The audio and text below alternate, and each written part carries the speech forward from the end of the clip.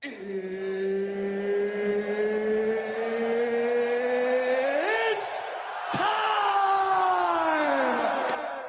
I got time, cuz. All you hoes, all of you hoes.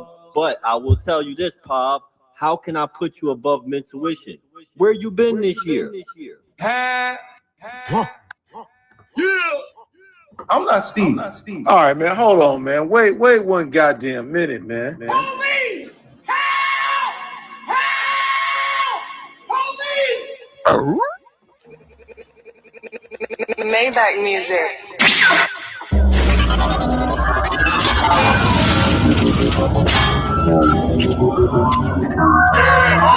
You should have booked a consultation. You ain't had a gang. I know how I move. Give me the loot. Spin the check and get it right back. I got beans, greens, potatoes, tomatoes, lamb, rams, hogs, dogs, chicken, turkeys, rat. I want to do good work stuff for my friend. Honey. What's going on, everybody? Class is in session. My brother from another body international. How do you do today? I'm not Steve. I'm not Steve. Shout out to everybody, man. Shout out to everybody. Shout out to everybody. Let's do a quick roll call. See who's in class. T. Lethal is in the building. Mangelo's in the building. Game Titus in the building. Mr. Miyagi is in the building. Shout out to everybody. We got 31 of you guys in here. Make sure you guys hit the like button. We are back again with another show. Another show, guys. We're going to keep rolling them by, banging them out. You know how we do. Shout out to James. What's good, James? Guys, anybody who's new to the channel, I see a lot of new faces. Make sure you guys sub up, tell your friends, tell your family, tell your homeboys about our show, man, about the channel. We'd appreciate the love and support. And remember, guys, likes are free. Likes are free. So hit that like button, all right? Let's jump into our housekeeping real quick, guys, and then we'll roll into the show. Make sure you guys check out our Patreon. That's patreon.com/Mentuition. It's where you guys are going to get all the behind the scenes. All right, guys. And we do have a free version of our Patreon. You can sign up. You'll get the censored version of a lot of the stuff that we offer. But there is some stuff on there. Now, if you do want to unlock the game, You should have booked a consultation. You ain't had a gang. you have to hit the Become a Member button right here. And instead of signing up for the free version of our Patreon, you can sign up for the general admission, which you'll get access to all of our full uncensored travel guides, exclusive Patreon content, exclusive Discord content, access to our videos before they hit YouTube, access to our WhatsApp group, exclusive behind the scenes footage, and special Discord access. Next up, we have our VIP tier. You get access to all of our locals posts, which is our not safe for YouTube posts, priority chats on YouTube, access to our members lane live streams, a list of over 1,000 remote jobs, one free consultation question answered per month on Patreon direct message, 20% off of consultations, 10% off of the merch, and even more special Discord access. And last, but certainly not least, Spin the check and get it right back. our All Access Pass membership is how you guys can support us at the highest level. You get one free consultation per month, up to 1 hour, 25% off of additional consultations throughout the month, access to a list of over 20,000 remote jobs, access to our personal cell phone numbers, access to the Mentuition Mafia WhatsApp group, free exclusive member-only meetups nationally and internationally, VIP access and discounts on our merch, yacht parties, and other events. And guys, don't forget to join the Discord. The Discord is in the link in the description below, or you can go to mentuitiondiscord.net. Also, join our Facebook group, guys. We have over 1,000. Yes, I said it, 1,000 members in our Facebook group, and it's free. So the link is in the description below. Join the Facebook group. It's growing rapidly. Also, guys, we are back monetized, guys. They can't stop us. Can't stop, won't stop. We get down, baby. They can't stop us. We are back monetized. So you guys can join our Mentuition Mafia YouTube membership. Okay, the memberships are back open. You can send in super chats. We do prefer Cash Apps. On the top right-hand side of the screen, guys, you'll see a Cash App QR code. You can scan it with your cell phone of your phone, or just type in $Mentuition, and you can send in your donations. Also, we do have a PayPal. The PayPal is in the link in the description. If you send a PayPal, just let us know in the chat, because sometimes the PayPal notifications don't come through. All right. Yeah, guys, I think that's pretty much it. Also, guys, check out our website, mentuitionnetwork.com. We are doing a yacht party on February 14th for Carnival. Those of you who are coming down for Carnival, you are not going to want to miss this. Mentuition and Don Banks were at it again with another 2 parties, bangers, the 14th and the 21st of February. Go to mentuitionnetwork.com and purchase your tickets there. You can use coupon code get your passports, okay? Get your passports. Get your passport, nigga. Is the coupon code. It's a limited time offer only, guys. We are not going to be doing this offer past January 30th, January 31st. So the last day for that coupon is going to be the end of this month. Those of you who are procrastinating about getting your tickets, you know, you can get them at a good price if you buy them now. Right? Al, anything else I'm missing? Yeah, just don't kiss these hoes in the mouth. Yeah, that's pretty much it. Roll right in the show. Yeah. Shout out to everybody. Shout out to Shabby. I see you. I'm not Steve. Yeah, man. That soundbite will forever I'm not Steve. stay on Who I look like, Steve? the soundboard chat. When people try to troll me, try to play me, I got to troll and play him back, man. That's all. They not like us. Yeah, man. Shout out to Johnny. Shout out to everybody, man. Appreciate y'all. So today, guys, we have, man, it's not really breaking news. People have been talking about it, but we haven't been talking about it. So we're going to talk about it today. NYC, the future, has been going through some turmoil these last couple weeks, 2 weeks. First, we started with Floyd. Then it started to trickle down to NYC Future. Okay, we've met him in person, talked with him, laughed with him, kind of snubbed us and didn't really want to be a part of our life, but it's okay, guys. Is it time to put NYC, the future, In the trash bag. in the past, guys? In the past, in the trash bag, whatever you want to call it. Is it time to put NYC, the future, in the past? What is next for him? We all know what happened to Floyd. Okay, we all know. I don't. A minor. Okay, well, this is another case of A minor. A minor. And, you know, we've abstained from talking about this. We kind of let the dust settle a little bit. But I think now is the time to really ask ourselves, okay, what is really going to happen to NYC the Future? And those of you who were big NYC the Future advocates, and a lot of you guys love to see crash out content. You love to see guys over there, you know, struggling and asking for money. And it's a form of entertainment for some of you guys. I don't really find it entertaining. One may say Relo and NYC are similar, but I would argue they are different. I actually find Relo to be hilarious. NYC not so much, but it's not about what I find or Al finds entertaining. It's really about who the masses find entertaining. And obviously, NYC had a fan base and he had people who rocked with him. We're going to play a snippet from Razor Rays in just a moment. But God know how I move. shout out to Razor. Al, what do you think before we kind of go into the NYC, the future? Is it time to put him in the past or what do you think, man? What do you think is going to happen? I mean, we've been putting him in the past. The whole Medi trip, like after that, I was just like, man, he can kind of do whatever he wants to. Mm-hmm. He's being led by Led astray by his camp. He has a bunch of weirdos in his camp.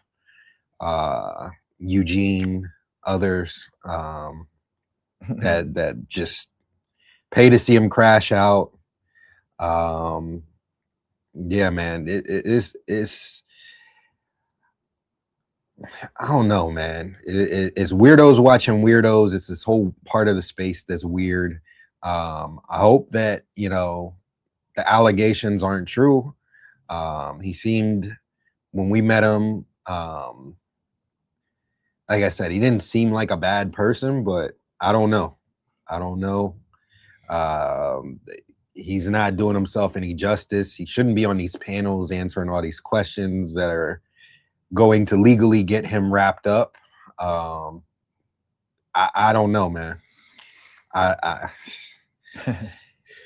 It's crazy. But me and Steve, you know, we don't really watch. We don't watch that side of the space really. And we've had critiques when he first came out, criticisms, and then other people in the space took it as an opportunity to attack us. So we really haven't even been talking about him much. Since then, you know, those people that were attacking us sort of apologized, some of them. But it's funny how a lot of New Yorkers just support people because they're from New York. It's New York versus everyone, right? And there's a lot of good people. There's people that I rock with from New York. This isn't a shot at them, but it's like, if anybody had any type of criticism or anything when he first came out, it was hate. It was met with extreme hate and threats and pull up and all this stuff. And just like, bro, like, I just don't find his content entertaining. It's not a shot at him. I'm just not entertained by that. But now all those people that were, a lot of people were deriding him.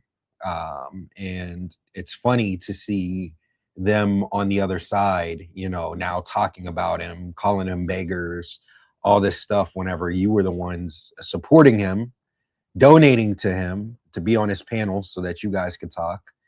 And it's just funny now. We kind of just never really followed that content or watched that content in that side of the space. Chat, I want to make a correlation to this nigga NYCDaFuture. Y'all ever played a game called Final Fantasy, chat? Do you remember this game? Some of the old heads. Do you remember these like old RPG games where like you're going. You walk up to someone, there's like a bubble that comes up and you can like choose to go left or right? Or you ever like why, like there was a game called Musashi, Brave Fencer Musashi, one of my favorite games. And it's just like, yeah, Shimyu, like I felt like NYC was like, he's like a character in these games. And it's like almost like, chat, what should I do? Like he's just fucking like floating like this until you guys fucking, right? Like and it's like, all right, go left. And then he fucking goes left 2 steps, shit. Go right, smack her on the ass. And he smacks her in the ass, right? Like, and it's like, go to fucking casino and fucking buy some hookers. I want some hookers. Right? And then he goes to fucking casino and fucking DR and shit. And he's just walking like this the whole time, right? That's what it seems like with some of these people, right? And I think NYC welcomed that. Like, chat, what should I do? What should I, I need money. I'm having, I'm sick or I'm having a heart attack and I need help and I need this and I need that. And it's like, he's just fucking floating and people have to like move him around and shit. He can't really move for himself. And I just find it kind of interesting that, and I would say that it's a form of crash out content because I'm allowing the chat to sort of dictate what I do, where I go. You're calling him an NPC? NPC the future? NPC the future, exactly. And so, I do call that a form of crash out. I want you guys to understand something, and I'll make another correlation just to go even deeper. Pause. Black Sparrow said The Sims. Exactly. You guys remember Blue's Clues, right? Steve from Blue's Clues. It's like, it's mail time. I wonder who's at the door. It's always like this, like, what should I do? Or Dora the Explorer. Should we open the map? Right? It's like there are certain streamers, and it's a part of trolling, and it engages your audience. But I think NYCDaFuture takes it to a different level, right? Like Speed will do it sometimes. Like, chat, what's that? What's that? He'll know what it is, but he'll ask the chat what something is because then everyone spams the chat. Right? It's this, it's that, or it's this flag. It's the flag of Nigeria or something like, you know what I mean? He knows what it is, but he needs the engagement. So I think that you guys get what I'm trying to say. NYCDaFuture was being pulled and moved and controlled in different ways for people's amusement. And there were these puppeteers. And again, we love New York City, but there were certain people in this space that were from New York that were very, I'm big on NYCDaFuture, fuck Mentuition. And and again, guys, we were trying to work with NYCDaFuture when he was, peaking and getting even more hot, just as we were working with Rello. Okay. Shout out to Kev B. Comes in with the $10. Appreciate it. Is this thing on? I'm not Steve. Yeah, man. Shout out to you, man. Thank you, Kev B. Money work. El mundo quiere dinero. Money work.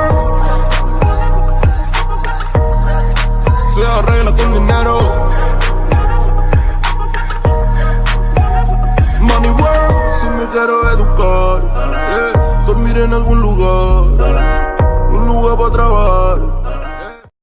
Shout out to Kev B, man. Thank you again. Who I look like, Steve? I'm not Steve. Apparently, I'm not Steve. All right. Thank you so much, Kev.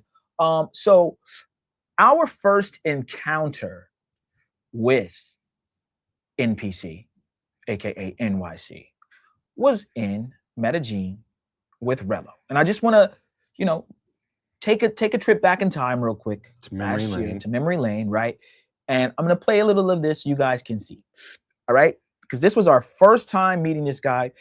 He was supposed to be in Medellin a day or two before this, missed his flight, bunch of BS, you know what I'm saying? You know, being NYC, right? NYCDaFuture being NYCDaFuture.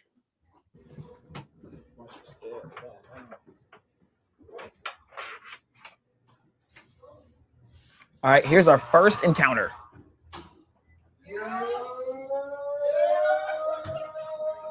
Nigga just let the door go on me. Yeah. Thanks, Rello. God damn. What's good? What's good? How stupid. We had to pause it right there. Can you describe the fit? What does he have on? Shit, the hat from Jumanji. The Jumanji hat. A 3-piece suit with the vest and then a white tee. White tee with the vest and a blazer. Some LA Lakers shorts. Those are LA Lakers shorts. And then some loafers. I don't even remember the shoes. Some One Piece, yeah, Luffy. Exactly, chat. Luffy from One Piece is exactly what he was trying to pull off there. We got to pull that up real quick. Shit. One Piece. How do you spell Luffy? Here he is. Yeah, there you go. Yeah, there we go. Shit, man. Luffy. This nigga had LA Lakers shorts on. I'm like, aren't you in NYC? I don't know. This shit was crazy. Okay, so we got Luffy pulling up. Yeah, that hat. This is our first encounter. Good, what's good? What's good? What's good? What's good? Nice to meet you, Steve, bro. Yeah. Hey. How y'all doing, man? Chilling, man. Yeah. Man. Get a steal with us, Yeah. right? Man. Look at my son right All the way around. So this starts the beginning of even more NYCDaFuture mental-wishing hate. So as this live is going on, not at this particular moment, he has people, he's live streaming, by the way, chat. And in his live, you got the peanut gallery talking shit. Yo, been tuition, you with Rello, why you with them? Man, don't go today into their B&B, bro. Them niggas is lame, man. Go and do your own thing. They're sitting, so he's in NPC mode right now, chat. All right. You think he's controlling his own self, but he's still like this, chat, right? And all he's doing is waiting for whoever's, I didn't even want to say no names. He's just waiting for whoever's in his chat to tell him what he needs to do.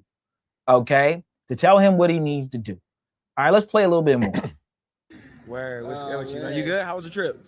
Long, bro. 6 hours, bro. Yeah. Hey, welcome, man. I just thank God that I made the flight because of standby and everything. You know what I'm saying? Yeah, He missed the flight. He missed the first flight. Welcome to Medellin, man. We're happy to have you here, man. I'm happy y'all here, We're man. gonna do a little This is all fake, you know. Hey, I'm your friend. You know what I mean? I'm actually being genuine. He's not, or at least I think he was being genuine, but I think, like you said, he's just listening to too many of the clowns. Right. Yeah. some shorties over. Okay. We got like All right, we'll skip up, chat. Because I don't think there was any like genuine hate from him. It was more so he has to listen to his audience. There you go. And you know, got Eugene and all them other clowns. So You're not gonna be able to top anything I've done this weekend. You done? I can see what I've been doing. I just got here. How's your day? I hit a chick on the sweater last night.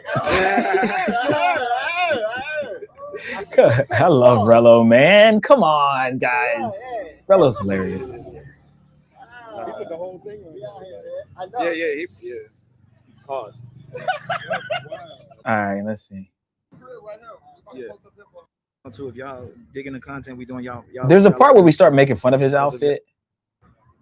I don't know where it is, but There's a lot to do Get on that with somebody because it's like I'm fucking with you. You know what I'm saying?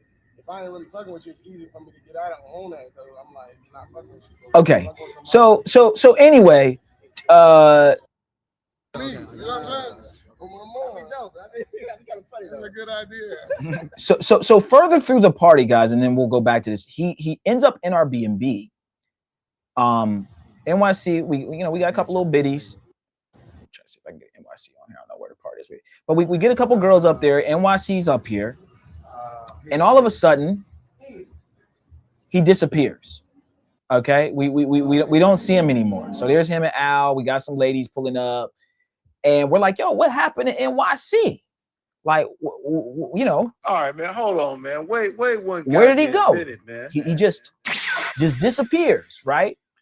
And again, chat. This is again his chat convincing him that somehow me and Al didn't want him here, or the energy was weird. There was no weird energy at all. Zero. But again, if you have, like you said, if you have your chat talking shit, this is why, like, we don't really take the chat seriously, especially when it's trolling. We take the people that support us seriously, like the mafia shit. But when we see the little trolls in the chat, or we're not worried about none of that. We are strong-minded. We can think for ourselves. But I truly, wholeheartedly believe that part of NYCDaFuture's downfall is him listening to a lot of the people that are in his chat. And we've seen that with some of the antics that have happened recently in the video, some of the sexual things he's done. I think some weird shit he did. Someone that told him to do something and he just did it. So you got to be able to think for yourself, speak for yourself, move on your own. And yes, the chat is there, and it's fun to ask the chat what you should do sometimes, but you have to understand right from wrong. Okay? So recently, NYCDaFuture's got caught up with a girl or teenager, a minor, who looked to him to be, I guess, 18 or 19, but allegedly she was actually like 17 years old. So we're gonna play a little bit of, and shout out to Razor, shout out to K9. K9 did a live on this, which was very a lot of views he got from it, and just was very popular. So shout out to you, K9, for sub up to his channel too. Yeah, for orchestrating that. And Razor too. Yeah, for orchestrating that, and that was a big live because a lot of people wanted to talk to Future. So let's bring up real quick Razor's video. Here we go. NYCDaFuture then went on K9 No Fear Entertainment's channel last night to answer questions and speak on the landlord's accusations. Let's take a listen.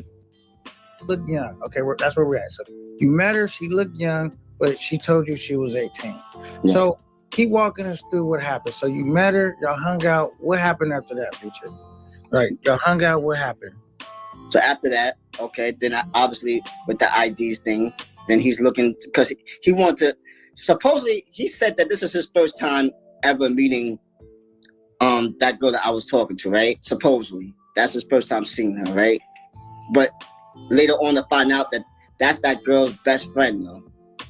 So I don't know, he say, whatever you say, I mean, but supposedly that's his first time ever meeting the girl that I was talking to, right? So he was talking to me like, yo, I don't know, bro, yo, she looks kind of young. And then he takes out the IDs and verifies it and says, okay, yeah, the girl that I'm talking to is 18.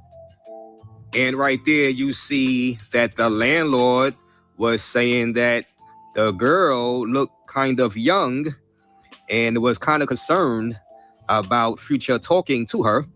And then Future says that the landlord pulled out her ID and confirmed that she was 18. But then yesterday, the landlord himself was on YouTube and said that he told NYCDaFuture she was underage and do not mess with her. And for that reason, he kicked NYCDaFuture out of the apartment he was renting to him in fear of some type of extortion he would be opened up to from that same girl and her parent. Let's take a listen to more of K9 No Fear Entertainment's interview with NYCDaFuture. So I'm like, I bet I get the number, like I always do. You know what I'm saying? Get the number for every woman of legal age. Everybody playing these games, stuff like that, singing the floor. No, stop it, man. I'm for this, bro. I'm not searching for none of this golf stuff that y'all talking about, bro. All right, Future, we're going to continue to pay bills and we're going to keep rolling. Somebody else, they sending in the bread. They want to ask you a question. We got a $5 cash app from yours truly, social owner, right? And he says... man, he's bugging out, bro. With the IG man, with the fake threat, man, with the Haitian, bro. I'm playing games. Quiet. And as you see right there, Future started to get a little irritated with the questions coming in from the chat that was watching that live stream. Let him read the super chat. All right, so he sends a $5 cash app. He says, where's he staying now? / Sabrina's or Vegas? Don't worry. We don't answer those questions. Don't worry about it, bro. All right, Future said he don't want to answer that question. Thank you for the $5 cash app. If y'all send the bread, I'm gonna ask him, and he has that liberty to answer it or not answer it. All right, we'll pause it right there real quick, guys. So NYC is currently on the hot seat. He was there for a good amount of time. People came on the panel. They had questions for him. He admittedly said that the woman or young girl, teenager, whatever you want to call her, looked like she was younger. Okay, guys, I'm here to tell you guys, if you have to question it, it's like anything else. It's like dealing with a woman who you might think is a man. Okay, that's the Autobots noise, right? If you have to question the age or what she is, whatever it is, then just stay away from it, right? You shouldn't be in a situation where you're like, man, I don't know, or she kind of looks like she's young, or this or that. You should just deal with women that you can visibly look at and be like, okay, she's of age, right? We know, guys, right? We know. We look at women all the time, right? That's what we're professionals at. We're men. We looking at ass, titties, face, right? When women walk by us, we know, she look a little young, no, right? And you just keep it moving, okay? It is what it is, right? You don't go and approach and ask, a number. You're putting yourself in a bad, sticky situation, okay? Future was hot. He was hot last year. We were in talks of saying that he was in the top 10 hottest YouTubers. People were super excited and yeah, Future this, Future that. And, now we're at a place where the kind of content that he's making, the kind of decisions he's making or allowing people to make for him are catching up to him. And there's a reason why channels like Mentuition, we have longevity, because we actually think for ourselves. We actually create content. We're actually trying to push the needle and do different things. There are other content creators that they're here today and they're gone tomorrow. And, I don't wish anything bad on NYCDaFuture. I hope that he's okay. I hope he can somehow get over this. But, these are the situations that happen, chat, where it makes you go, damn, like, where did he go wrong? Where did his supporters or his support group go wrong? Because I feel like NYCDaFuture guys had some of the most tight-knit guys. He would not even be on his panel and there'd be ninjas on his panel, talking. And he'd pop in his own panel. He'd be live for 8 hours. I'll pass it to Al real quick. You were gonna say something? Yeah, I was gonna say this. Money work. El mundo quiere dinero. Money work. Se arregla con dinero. Money work. Si me quiero educar, dormir en algún lugar, un lugar para trabajar. Honey. Shout out to Rocky, man. Thank you so much for the $10 cash app. Thank you for supporting the channel, man. We appreciate you, man. $10 goes a long way.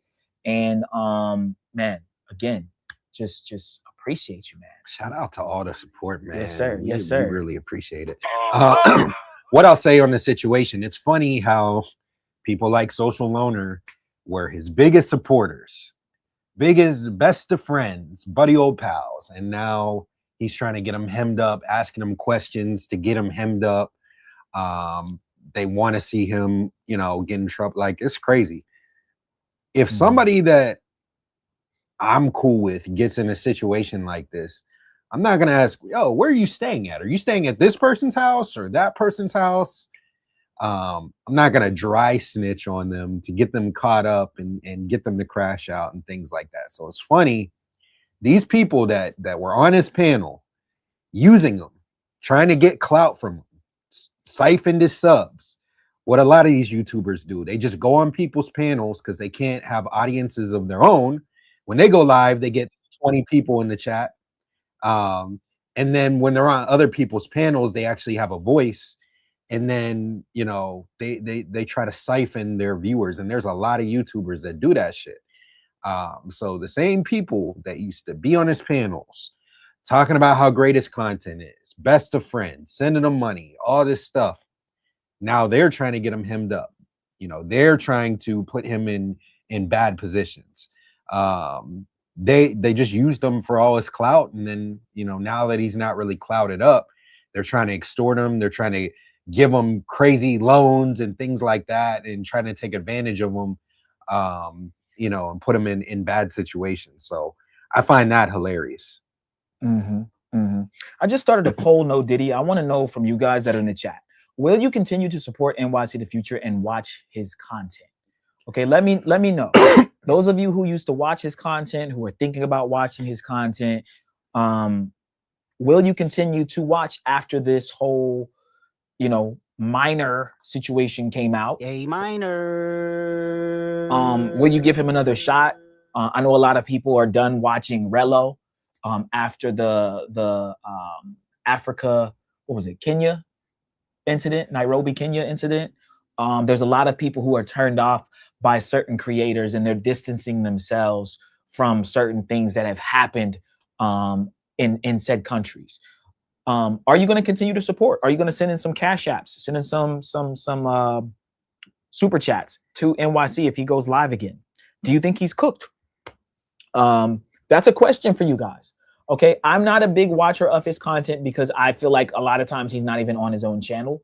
But I can see why people may, you know, rock with it a little bit. You know what I'm saying? I think he has certain moments, but at the end of the day, man, that crash out, people telling you where to go. I've watched NYC shit, bro, and they're telling him where to get his hair cut, what color tie he should put on. Go with his there, shirt. say this. Yeah. Go up to this chick, say this. Yes. Say this word for word. Yeah, and again, they can't travel. Right. These people aren't the people traveling. Right. So you know what's weird though about that kind of content? It could be good if done correctly. Yeah. Like he's doing it wrong. Yeah. Because I can see how people could find that fun. Like, yo, do this, yo, Steve Al, go, like, and there was like a, you know what I'm saying? You could have some control. Like, I do think someone needs to take that, bottle it up, and do something different with it in the IRL space, because I do think there's a market for that. But it becomes, like I said, when you're doing crash out shit, trolling people, stuff like Vitaly does, like there's a point where you're going too far, where I don't even think Vitaly was having his chat control him, but that might have been part of it, right? Vitaly's looking at the you know, super chats or the donations, go over there, do this, do that, and there's these trolls in the chat that want to see him crash out or see him do stupid shit because they know it actually is real. Okay, IRLs, guys, no matter how much you guys think this shit's scripted, most of it's real. Most of it's real. And if they do try to script it, chat, they never know what's going to happen. It's still kind of like a role play. Like, you know what I'm saying? Like Speed, for example. I show Speed, you know, certain things are scripted. He shows up and then someone pulls out a Messi jersey. He hates Messi, right? Or something like that. So it's partly scripted. But if someone comes up and slaps Speed in the back of the head or, you know what I mean, does something, it's not scripted. It's real life. I was in a I Show Speed IRL, you know, moment with King 68. So I know how it works. So the situation with NYCDaFuture is unfortunate. you know, we're losing YouTubers left and right for stupid, dumb shit that really shouldn't even happen. Stupid. And, you know, I look at it as another loss for the travel space, whether you liked him, hated him, or liked him. I don't foresee NYCDaFuture ever having the popularity that he had before. And I think a lot of people are going to be turned off to his content now. You had some put up? Milana was saying he had him lit in Sosua and Puerto Plata. NYC is no longer entertaining, just shameful now. And after the last incident with the chick, I can't do it. See, I mean, yeah, it turns a lot of y'all off to not watch the content anymore. 82% of you guys said that you won't be supporting his channel anymore. So Kevin B said they were trying to mimic the show Practical Jokers. Okay. Big Money said no, never watched his show. He looked like a SO. Yeah, I just was never into that content. CJ called it. CJ got the crystal ball. He called it. Mm-hmm. Okay. Shout out to CJ. Yeah. It only lasts for so long, chat. It only lasts for so long. I think Rello is smart to kind of take a break. You know what I mean? Because I think things were getting real hot for him. But you know, being very controversial, especially in other countries, it only lasts for so long, especially if you're getting into real shit. This is real shit. These are real police officers pulling up. This is real life shit. Okay, this chick was really 17 years old. A minor. Right? Like this isn't again, I get some of you guys are at home, hee hee ha ha, right? Jokey, laugh. But it's easy to sit at home and type on your keyboard and tell someone to go left, go right, and go talk to that girl that looks like she's 17. It's funny to some of you guys, but I don't find it funny. Al doesn't find it funny. And we are creators. At the end of the day, hate him or love him, NYCDaFuture is a creator. Okay, he's a YouTuber, and so when you allow your toxic fan base to, you know, put you in positions that are negative, it can ruin your whole career or ruin your whole life. It could put you in jail, whatever it could be. There are YouTubers, Twitch streamers, Kick streamers who have a love-hate relationship with their chat. Part of the engagement with this is the chat with their chat is saying, hey chat, fuck y'all being assholes today, right? And then the chat's like, fuck you, right? And it's funny. It's like a funny back and forth.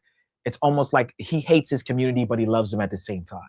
But I do feel like Future was just allowing, you know, I think he was allowing his chat to have too much control. And it wasn't enough, you know what I'm saying? What was the shit he said about if he has a kid or something? Do we ever confirm that to be true? Yeah, can you explain? Because I don't want to say it wrong. He was saying that they were saying if he wanted to have a family and all that shit, and he's like if you have a family, how are you going to support him? And he's like, my chat got me. He said that, so he's going to have a family and his chat will. Yeah, his chat got him. Stupid. So they're going to send it in for his kids. They're going to support his family through donations. Yeah. It sounds like a good plan to me. Sounds like an NPC to me. I mean, sounds like an NPC to me, chat. That's what I'm saying. Chat will send it in. Imagine as a man, you like me saying to y'all, hey guys, I'm going to go to Thailand and I'm going to have, 2 kids and y'all got to send it in and donate for my life. Like he's trying to make it like the real world, like almost like you send it in and this will buy diapers. Imagine that, chat. And I think he was serious.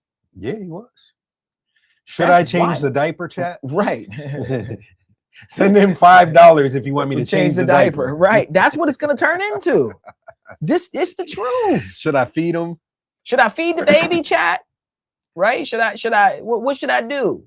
Should we go out and play and throw the football today? Should he skip school? Right? You know what I'm saying? Right. That has soundbite. Yeah, like it literally crazy. It's like what? Shout out to French Montana. Exactly. Fuck it, it's Jeezy. Yeah. It's not a yeah, it's a huh. So I gotta give some pushback here, but the fact that he would even think that that would be something like he should even say is it shows the entitlement that he has of like, well, my chat got me.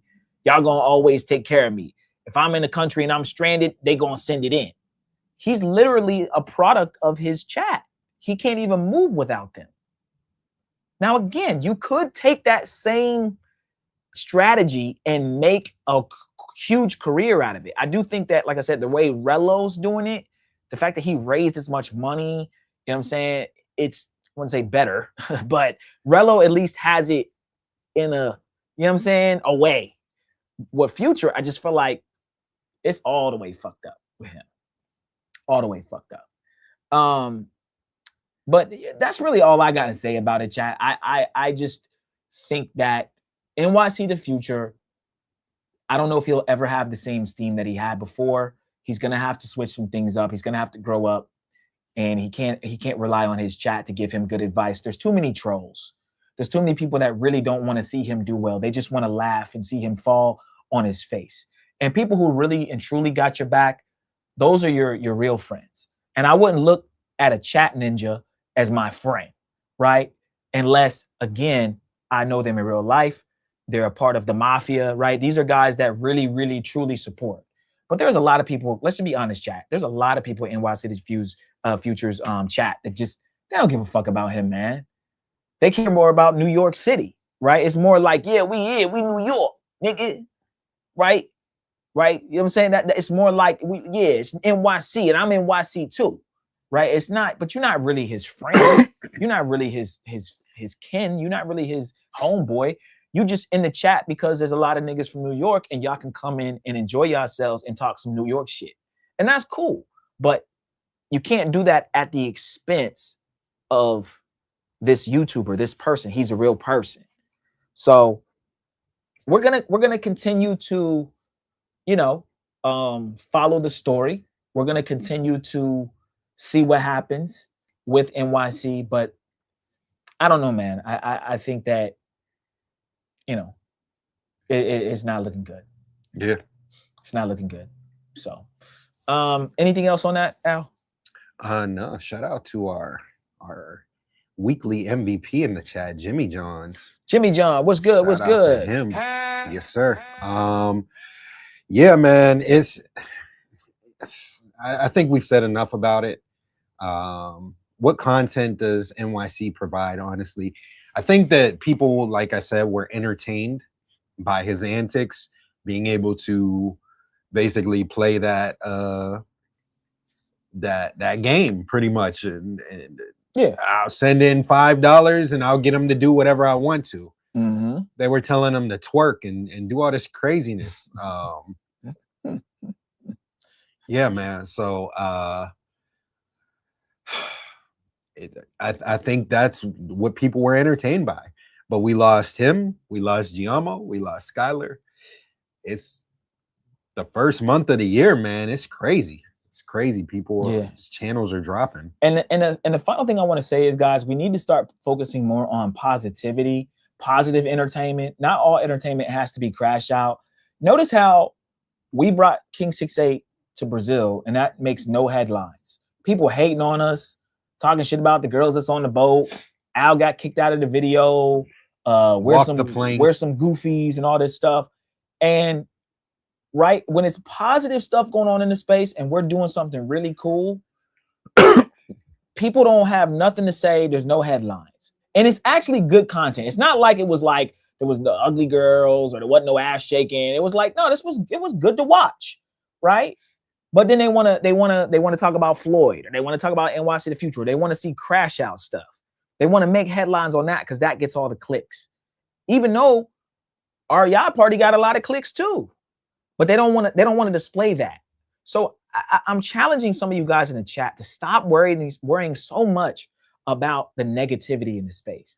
The people that are getting caught up with the minors, the people that are fighting and carrying on over in Thailand and all these other countries and hitting people with sticks and whatever the fuck they doing in DR and all this goofy shit, right? Focus in on the fun stuff, the good stuff. Focus in on the positive content. And you can find something, you can still find something that's entertaining while it's positive at the same time. It don't gotta be some drama shit, right? Nobody's covered. Like there were some people that talked about it, but not really about our yacht. Us bringing 6'8" to Brazil is a huge deal. That's a big fucking deal. I don't care what none of y'all niggas say. That's a big deal, right? And we're trying to bring more celebrities down there or more influencers down there. That's dope. But no, let's talk about Future crashing out. Let's talk about the right. So we gotta switch up what is important, or y'all are gonna see more creators get banned. Y'all are gonna see more creators. Y'all not gonna have nothing to watch. That's what's gonna happen. So I'm telling y'all, keep thinking that crash out shit is funny. There's gonna be less and less and less YouTubers. Skylar's gone, Giamo's gone. NYCDaFuture is technically still here, but let's be honest, right? People ain't really gonna be checking for him like that. And I get it. You're right, Brandon. Negativity does sell, but we're not. It's not even we're pushing like positive. Like, hey guys, here's where you go in Brazil, and this is where you take the train, and it'll take you to Barra da Tijuca. It's not like some boring shit. We're actually showing baddies. We're having fun. Is you know what I'm saying? There might be a little drama too, right? But it's not nothing crazy where it's got to be this like someone hurts themselves or someone goes to jail. I get why those get more views and more numbers, but they don't even want to report on something that's positive or something that's just more like cool and chill that can also and has also went viral. That's what I'm trying to get you guys to understand. Okay, that's it. Spread out what you're watching, because I don't have to watch negative shit all day. I'm not watching cops and Law and Order all day and shit. I watch funny, positive shit sometimes. That entertains me through my day. I don't got to be crash out shit the whole time. Okay. Shout out again to K9. Make sure you guys sub up to his channel. Check out his video with NYC. If you want to see that in its entirety.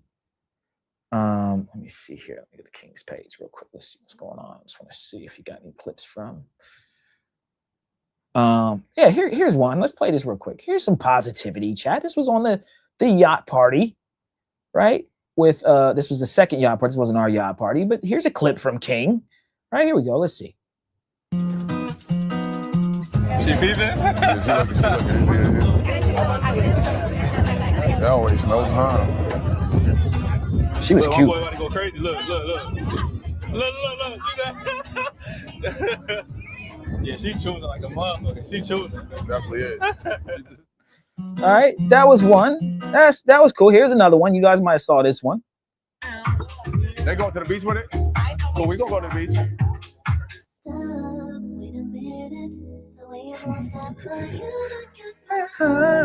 I'm in it.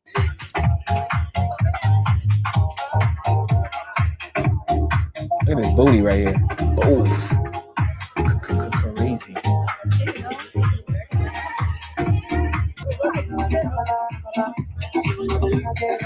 Yeah, she was. Google Translate pimping, chat.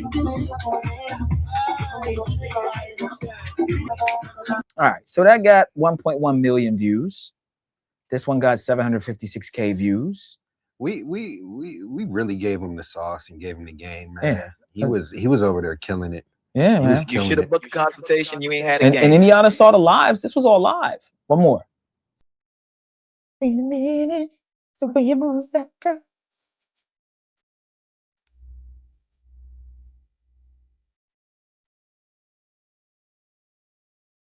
Yeah, it's true.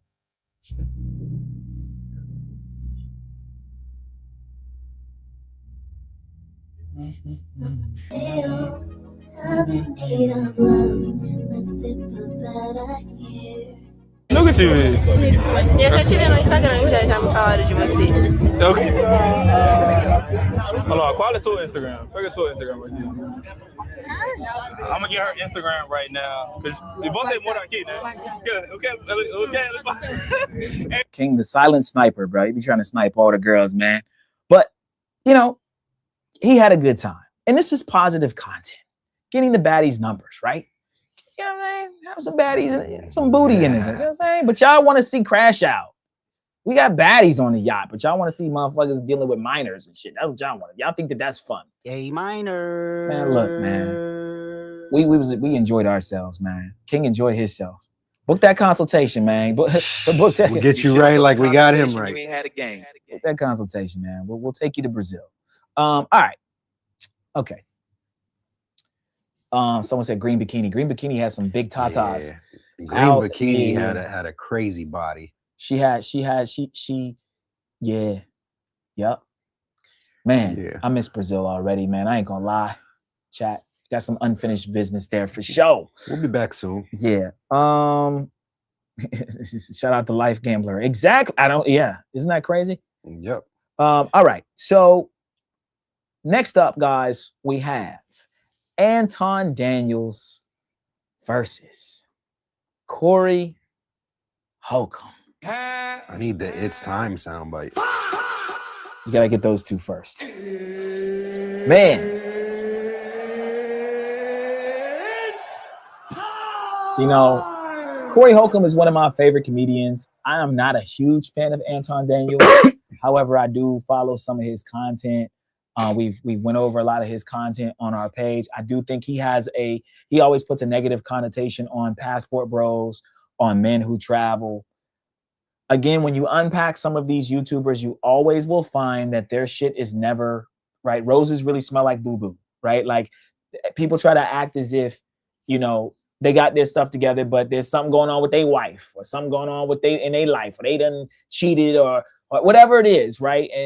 But they are on these platforms giving a lot of advice, and they're very well respected. They have a platform and people who follow what they say and what they do. And recently, if you haven't been hiding under a rock, Corey Holcomb invited Anton to the 5150 show, and they got into a whole beef problem, almost a fist fight on live stream. Okay, so we're gonna play O'Shea Dukes Jackson's rendition of it. We could play part of Corey's too, but it's a very long live, I think 3-4 hour live, and there's just too many parts. But I think O'Shea kind of chops it into some of the parts that were very controversial, and we'll go over it. But let's play a little bit of it, and then we'll give our take on Corey, Anton, and kind of our stance on the whole situation. This is a pretty big deal in the whole Black YouTube space and in general in YouTube. So let's play this real quick. Out of wedlock. No children out of wedlock. You got a picture of his daughter? I'm a dirtbag. You got a picture of his daughter? 7 days ago, there was the live stream between Corey Holcomb and Anton Daniels. And the episode was called the Act Right Demonstration. It got so bad that Corey Holcomb removed Anton Daniels from the thumbnail and from the title of the show. And after this particular debacle, we all saw what happened. Anton Daniels went on almost like a crusade. He calls into other people's channels, basically talking about how broke Corey Holcomb was, talking about how he would have whooped Corey Holcomb's ass. And he even said some real interesting things. Jesus Christ, bro. I'm going to make $1 million off of you, bro. I'm going to make $1 million off of Corey alone because I know the money game. Corey broke. So he's saying that he's going to make $1 million off of Corey Holcomb. Now, for this whole week, Corey Holcomb wasn't responding at all, wasn't responding on Instagram. Corey Holcomb actually, according to him, was in Las Vegas. And so now what Anton Daniels is doing is picking a fight with one of the most legendary, ruthless, grassroots comics in the history of Black America. And this is exactly what Corey Holcomb is. And Anton Daniels seemed to have a lot of momentum simply because Corey Holcomb just hadn't addressed it. And he was cashing in on it. Again, he was talking about he was going to try to make $1 million. And to be honest, a lot of us made a lot of money off of this situation. He's right, But again, Corey Holcomb would stay true to form, showing up to his show, and the name of the show was Ugly Men Equals. And in this show, he refused to call Anton Daniels Anton. He called him throughout the show full-time. Woo! And he would start by insulting Anton Daniels' looks. Boy, you use your paper to fuck you would normally never be around. You an ugly ass boy. You an ugly ass boy. You brag on having no children out of wedlock. You got a picture of his daughter? I'm a dirtbag. You got a picture of his daughter? That nigga got a picture. This brag on not having no children out of wedlock. Damn. And then Corey Holcomb would go a lot further. And all right, so he ends up putting a picture of Anton Daniels' daughter on the screen.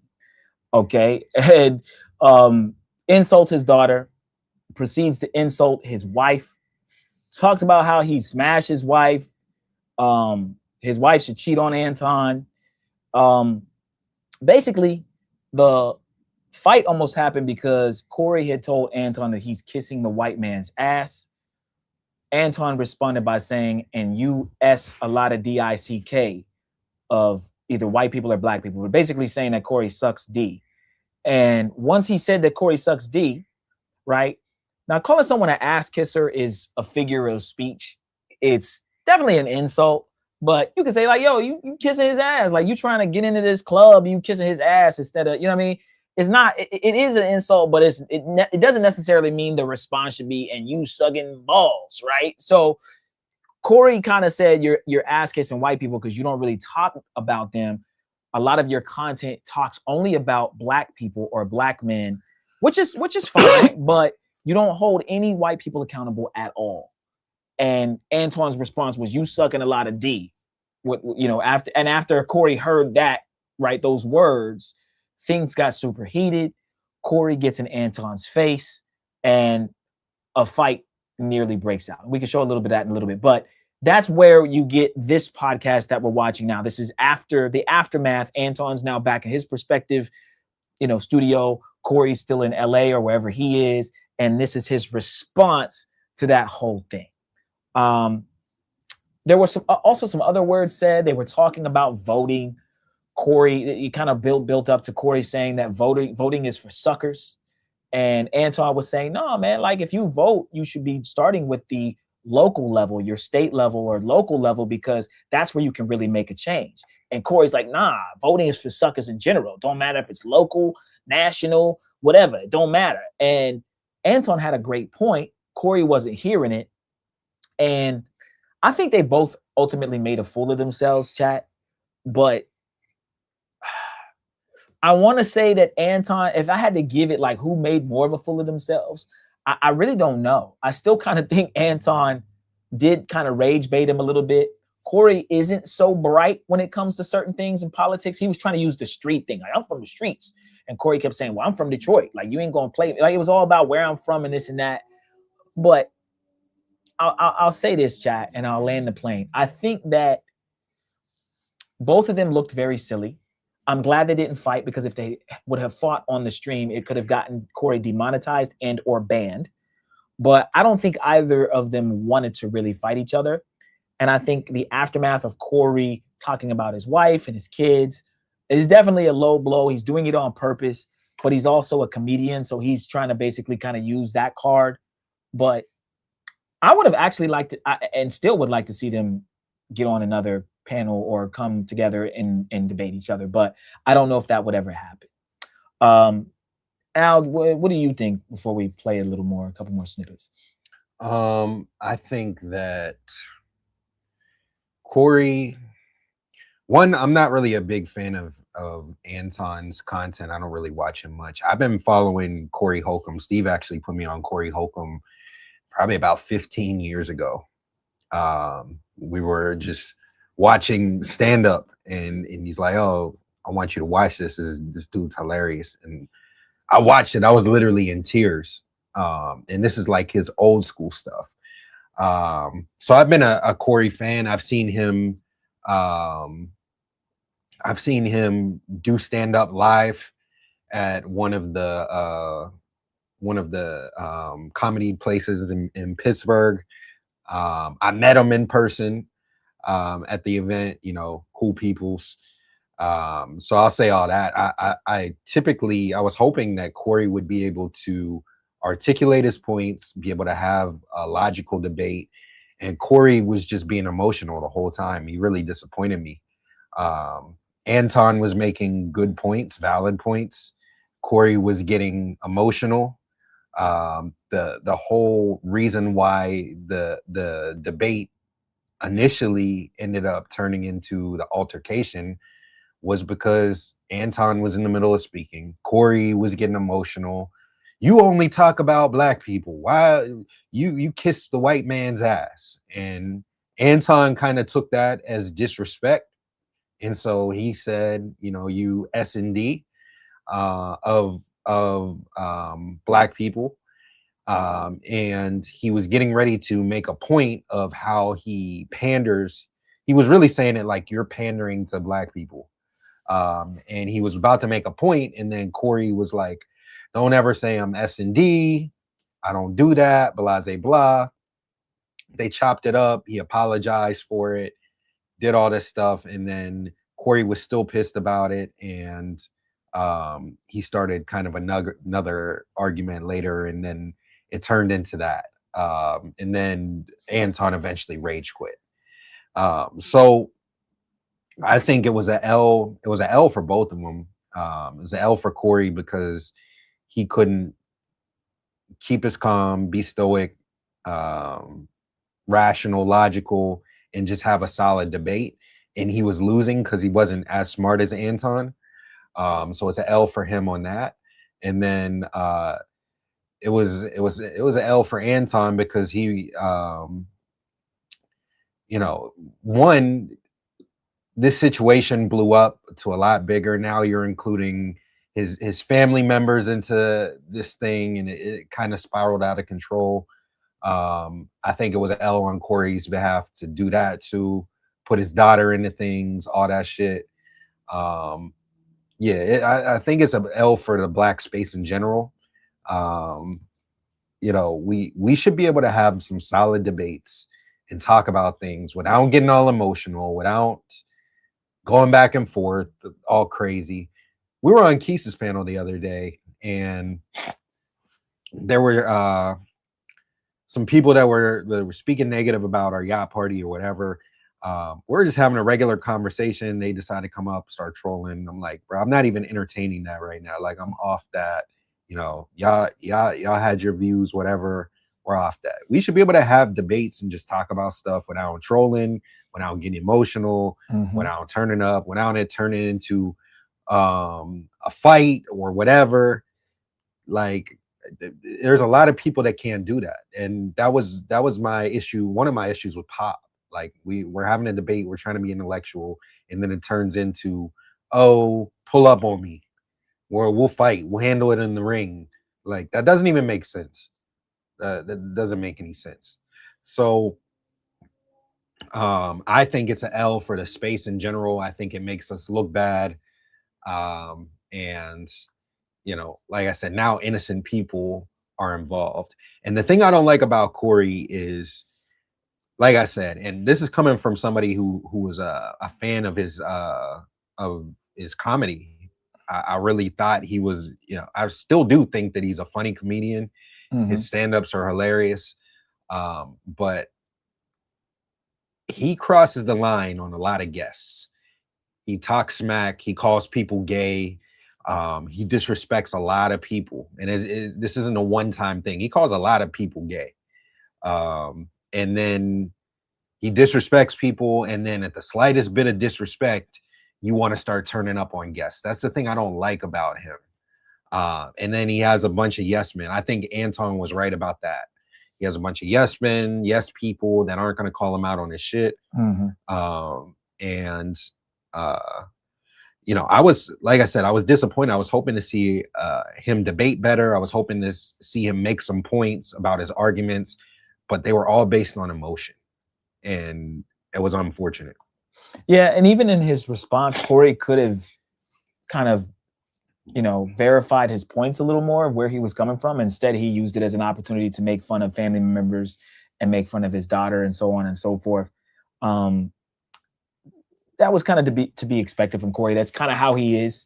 He's super hypocritical though. Like, yeah, he talks about Anton for buying box.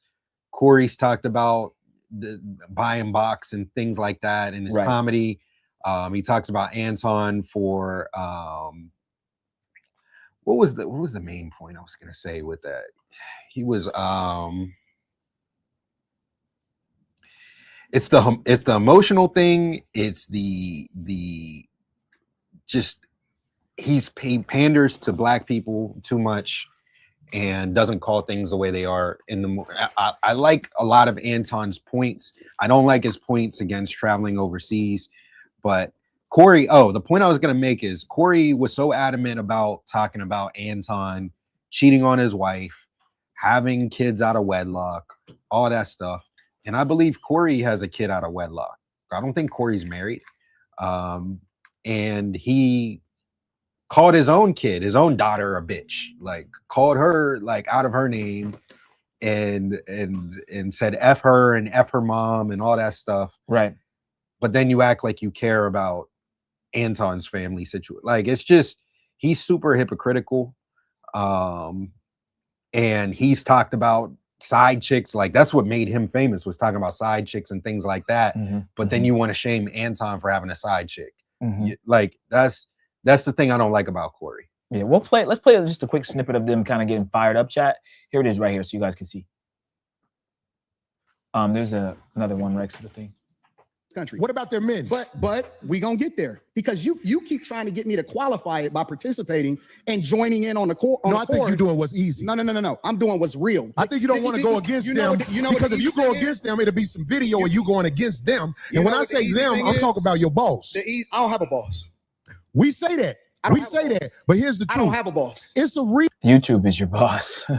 You have a boss to some degree. Reason I get what Anton's saying, but you work for YouTube too, right? Everyone not everyone, but you don't think about it, but we talked about it on the last show, right? You got to kind of comply because you don't know the platform. If you don't know the platform, you're an employee, so you have a boss. You go after black males or black people quicker than you will go after white males. What are white males responsible for in this country as the downfall I'm an of equal it? accountability smoke giver. I talk about everybody. I'm just saying, I ain't heard you talk about white men since you've been up here. You ain't been listening. You ain't been listening. I've been listening to you. No, you haven't. I hear you you taking don't have the capacity to be able to listen because you're too busy. No. You got me wrong. You're too busy. My capacity that you just criticized, that's an opinion. Here's the fact. Have you seen something about Caucasian males and how they destroy this nation? Well, what did I miss? Let's slow down, because you're talking loud, but you're not saying a lot. No, you talking loud, and you still talking around. What did the Caucasian male do to America to bring it down? I'm not getting into that. You dancing around it, and that's why I lose respect for you when you start dancing and kissing Caucasian males' ass. But I don't. Don't do that in front of me, because I'm not an ass kisser of nobody. Yes, you are. You suck the dick of black people right now. You doing the easy shit. What you do? Let me tell you what you do. No, let me tell you something, homie. I don't suck dick. Yeah, you do. Yeah, you do. So fix you doing that. it right now. I don't suck dick. You doing it right now. Homie, believe me when I tell you. I don't do that. I don't do that. Listen. So don't come at me with no dick sucking shit. I'm gonna give you the same energy you give me. Switch seats. I'm with it. Homie, I don't do no dick sucking shit. All right, we'll stop it right there, chat. So they go on and on and on and on in there, and basically it gets to step outside, right? Where's my catch me outside? How about that? You know what I'm saying? Catch me outside. How about that? All right. It turns into one of those. What the hell? All right. Today I got time. Today I got time, cuz. Right. So nothing comes of it. But you know what I'm saying? This is why me and Al say it was an L. It didn't even need to get to that point. They both have strong feelings about whatever they were saying. I do think Anton was pretty much in the right most of the time during this, and I think that was what was making Corey emotional and bothering him. But at the same time, I think Corey had a few points as well. I think that, you know, people need to be able to sit down and really have a debate. The problem with people is as soon as someone gets emotional, it just fucks everything up, right? It just messes everything up. And whenever you're making a point, you don't have to, like, I hate this whole, because you're criticizing black people, you have to then criticize white people for something. Like, that's a dumbass argument. Like I said, I was hoping Corey would be smarter. I was hoping he'd be able to debate that stuff a lot better, because his comedy is funny. So like, I was hoping that, you know, he would be able to have an intelligent conversation, and he failed. Gates, I do believe he does. I think is that right? Anton, or he's like an open relationship. He can do what he wants. He says. I mean, he talks about it all the time. Yeah. How he does what he wants, and she stays. Kind of like that Myron Gaines Mhm. shit. Mhm. Which, I don't necessarily agree with. But the thing is, Corey's over there trying to snitch on him, getting him in trouble with his wife, dry things like snitching, that, bro. dry snitching, yeah. And he got famous off of talking about side chicks and all this stuff. And he's, he, like I said, he has a daughter out of wedlock. He's talking about him having a daughter out of wedlock. Right. It's just super hypocritical. He's super hypocritical. And that's why I kind of stopped having to watch the 50-50 show or 5150 show. So, yeah. Yeah. So to kind of conclude it, chat, you know what I mean? Corey's response was what we were watching on O'Shea Duke Jackson's show.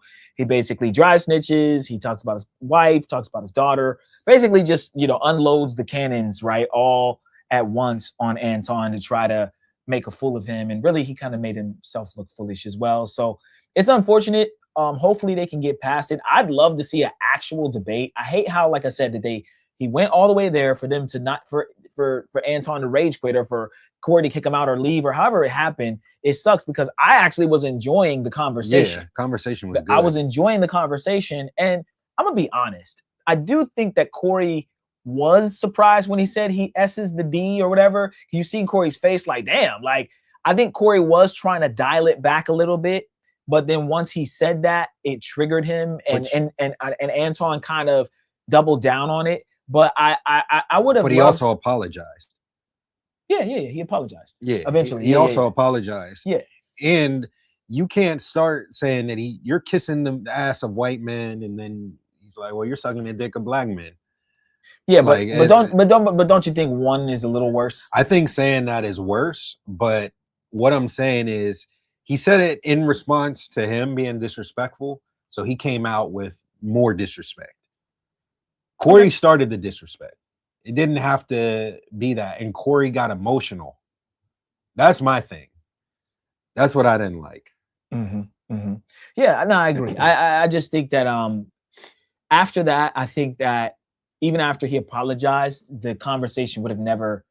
It wouldn't have been the same after that whole flare up that they had. So I don't. He think apologized. He dapped it up, all that stuff, and they continued talking for like another 10-15 minutes. Yeah, but it was fake, I guess. I mean, maybe even on Corey's side, right? Because, right, he's clearly, like, I respect that. I mean, I don't know. My thing is, what Outkast say? Don't pull the thing out unless you finna bang. Don't start no shit, won't be no shit. You start talking shit and you start bringing it to that level of disrespect, and then he comes over top, and then you can't get mad if you're coming out with even more disrespect, then you can't be mad at Corey for then being even more disrespectful, bringing your kids into it, all that stuff, even though that was wrong. Right. I think that it was just an L. It was an L for that entire thing. Nobody really got a chance to understand anybody's points. And now we're just talking about a bunch of negative shit. Yeah. And, huge L for Corey, huge L for Anton. Hopefully, again, they can bounce back and bounce past it and do what they got to do. We'll keep an eye on it, chat. I'm sure Anton's done a response back. Maybe I'll check it out after the show.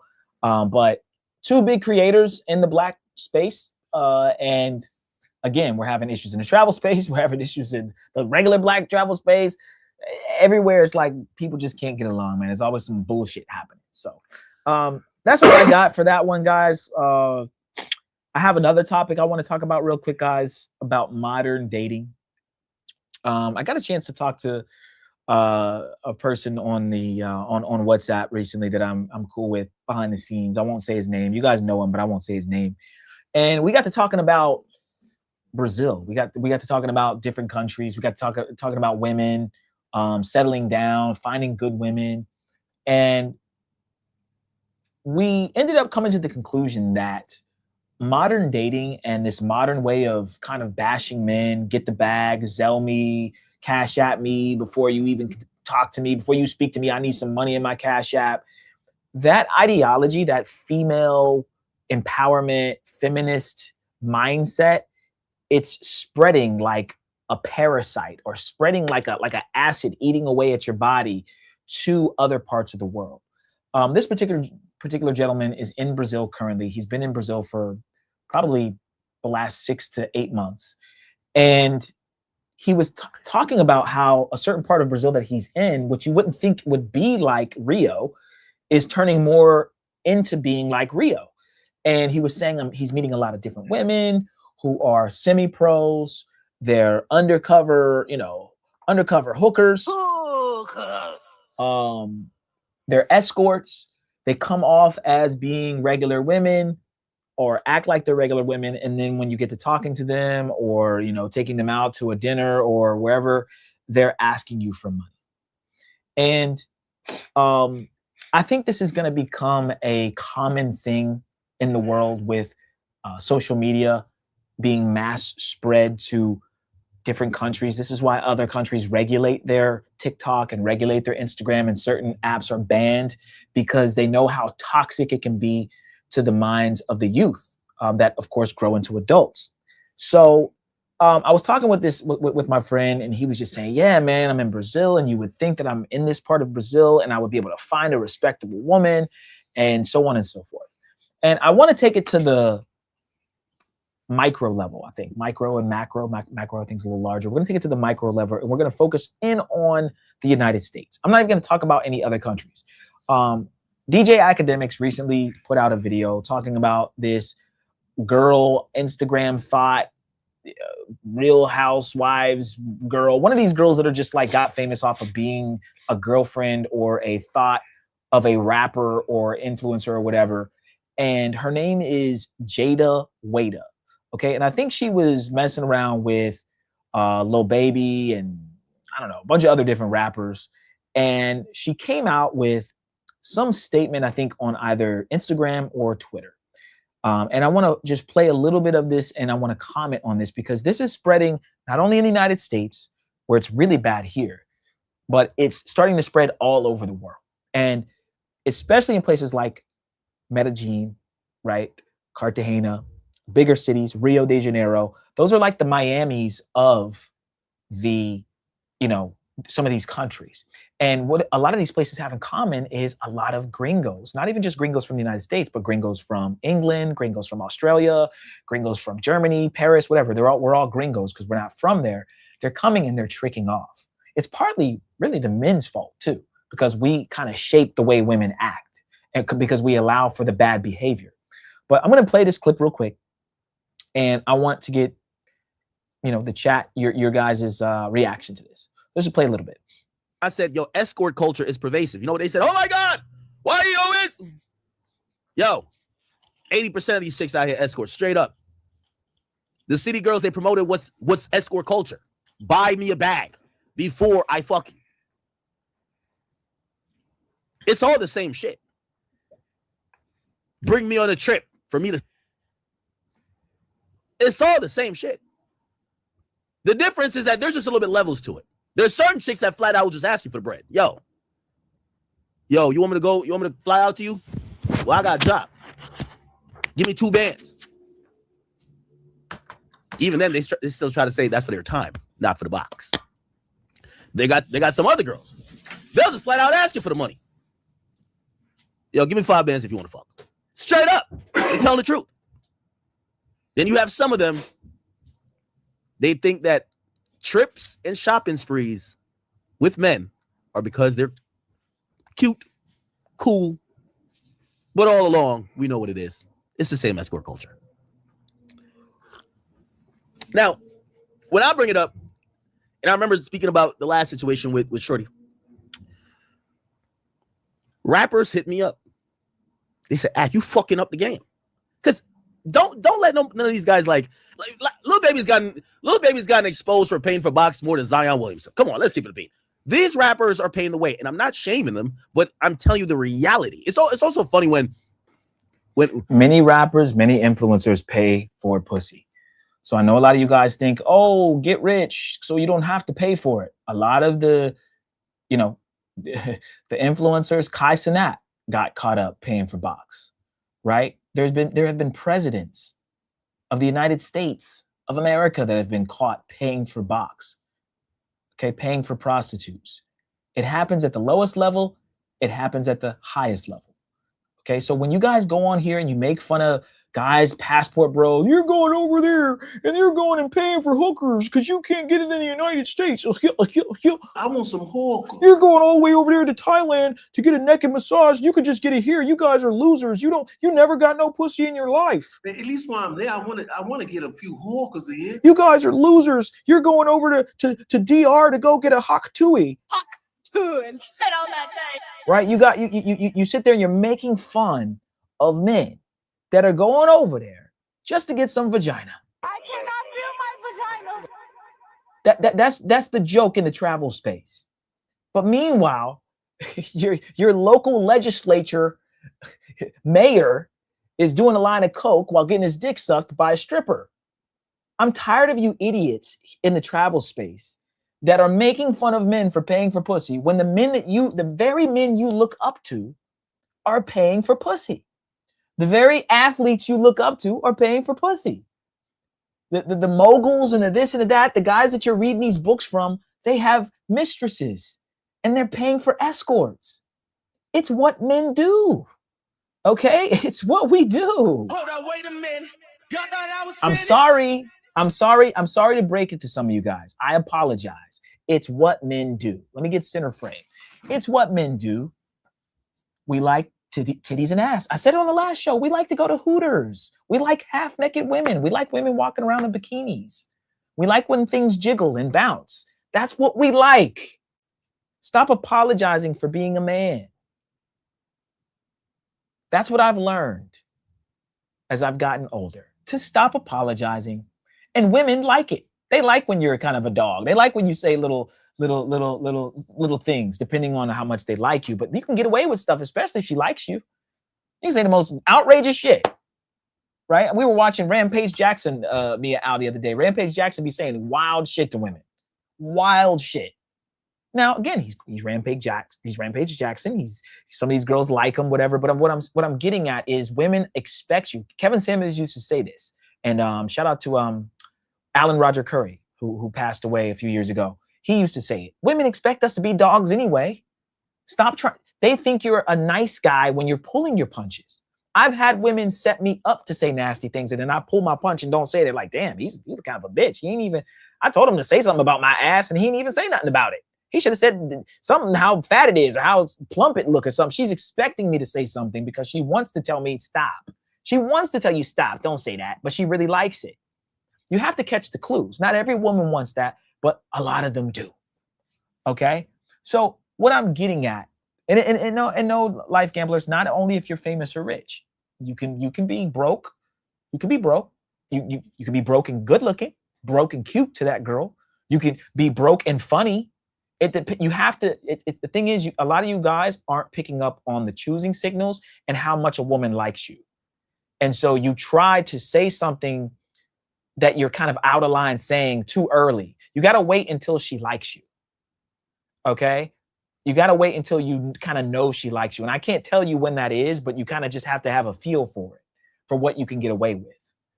Okay? But what I'm getting at in all of this, to dial it back, is that, there are certain situations now where women are turning into semi-pros or escorts. They're doing it overseas. It's very prominent here in the United States. And there's a good majority of women who are selling box or will turn into a woman that will sell box, or at least sell her sexuality. Academics talks about it. He says not all escorts are selling pussy, but what they're doing is they're selling their sexuality, and they're saying, you have to pay to spend time with me because I'm cute, because I'm sexy, and I got a Chanel bag. That you should be able to, you have to cash at me to talk to me. But what do the men have? We don't have a backbone. We're allowing this bad behavior, and we're paying these women, not me, but a lot of guys are. And I get it. You're paying because you just don't want to deal with, right? It does take time to actually court a woman and date her. right? If you go to DR and you're only there for 3 days, do you really want to try to, how can you get some pussy in 3 days? It's tough to do. So you end up paying for it. But a lot of guys, they live in the United States. They don't have any desire to travel, and they're still paying for box, or they're still paying for escorts, right? So there's a new culture now of, like Academics is talking about, the city girl culture. Get the bag, buy me a Birkin, you know, and every woman is looking at this like, oh, that's so cool. I can do that too. I can have an OnlyFans and I can get money out of guys. Women find it fun to use their youth and their beauty to get things. That's part of what they do. They go to nightclubs dressed very provocatively. By the way, chat, I have seen hookers in Parquilleras dressed more respectable than women here in the United States going out to nightclubs. Go figure. This woman's a hooker that works at Gusto's or goes to Sky Park, and she looks more respectable than a girl I seen walking down the street in Miami. You're wearing a hooker's outfit. I can't even tell what you are. You're saying you're not a hooker, but you're wearing a hooker's outfit. I can't tell. It's a bunch of confusion. It's a bunch of smoke and mirrors, right? So you don't want me to treat you like one, but you're acting like one, or you're shaking your ass and twerking like you're one, but then I can't treat you like one. Or I'm not supposed to think you're one. Doesn't make sense, right? So there's a new culture now where women are get the bag, get the money, get it from this guy, and it's spreading. It's spreading to all these different countries. Okay, let's play a little bit more. When people try to get into it, when I expose it, they say, you're only saying that because you have to pay for the pussy. And I said, I've never paid for vagina transactionally, but have I paid for an experience that a girl probably thought was... I don't believe that. Actually, I do think Ak has paid for vagina people. See, this is what bothers me about nobody's men. paid for pussy. Yeah, y'all niggas come on the internet and just say anything that sounds good. Bullshit. Bull fucking shit, bro. Was worth them fucking? Probably. I don't know. Paid for an experience. I said, I've never paid for vagina transactionally, but have I paid for an experience that a girl probably thought was worth them fucking? Probably. I don't know. These chicks will fuck for anything. Probably. Come on, man. We got... Where's my French Montana soundbite? I haven't paid. He was messing with, what's her name? Selena Powell, who's like extorting Offset in the moment. Like, what?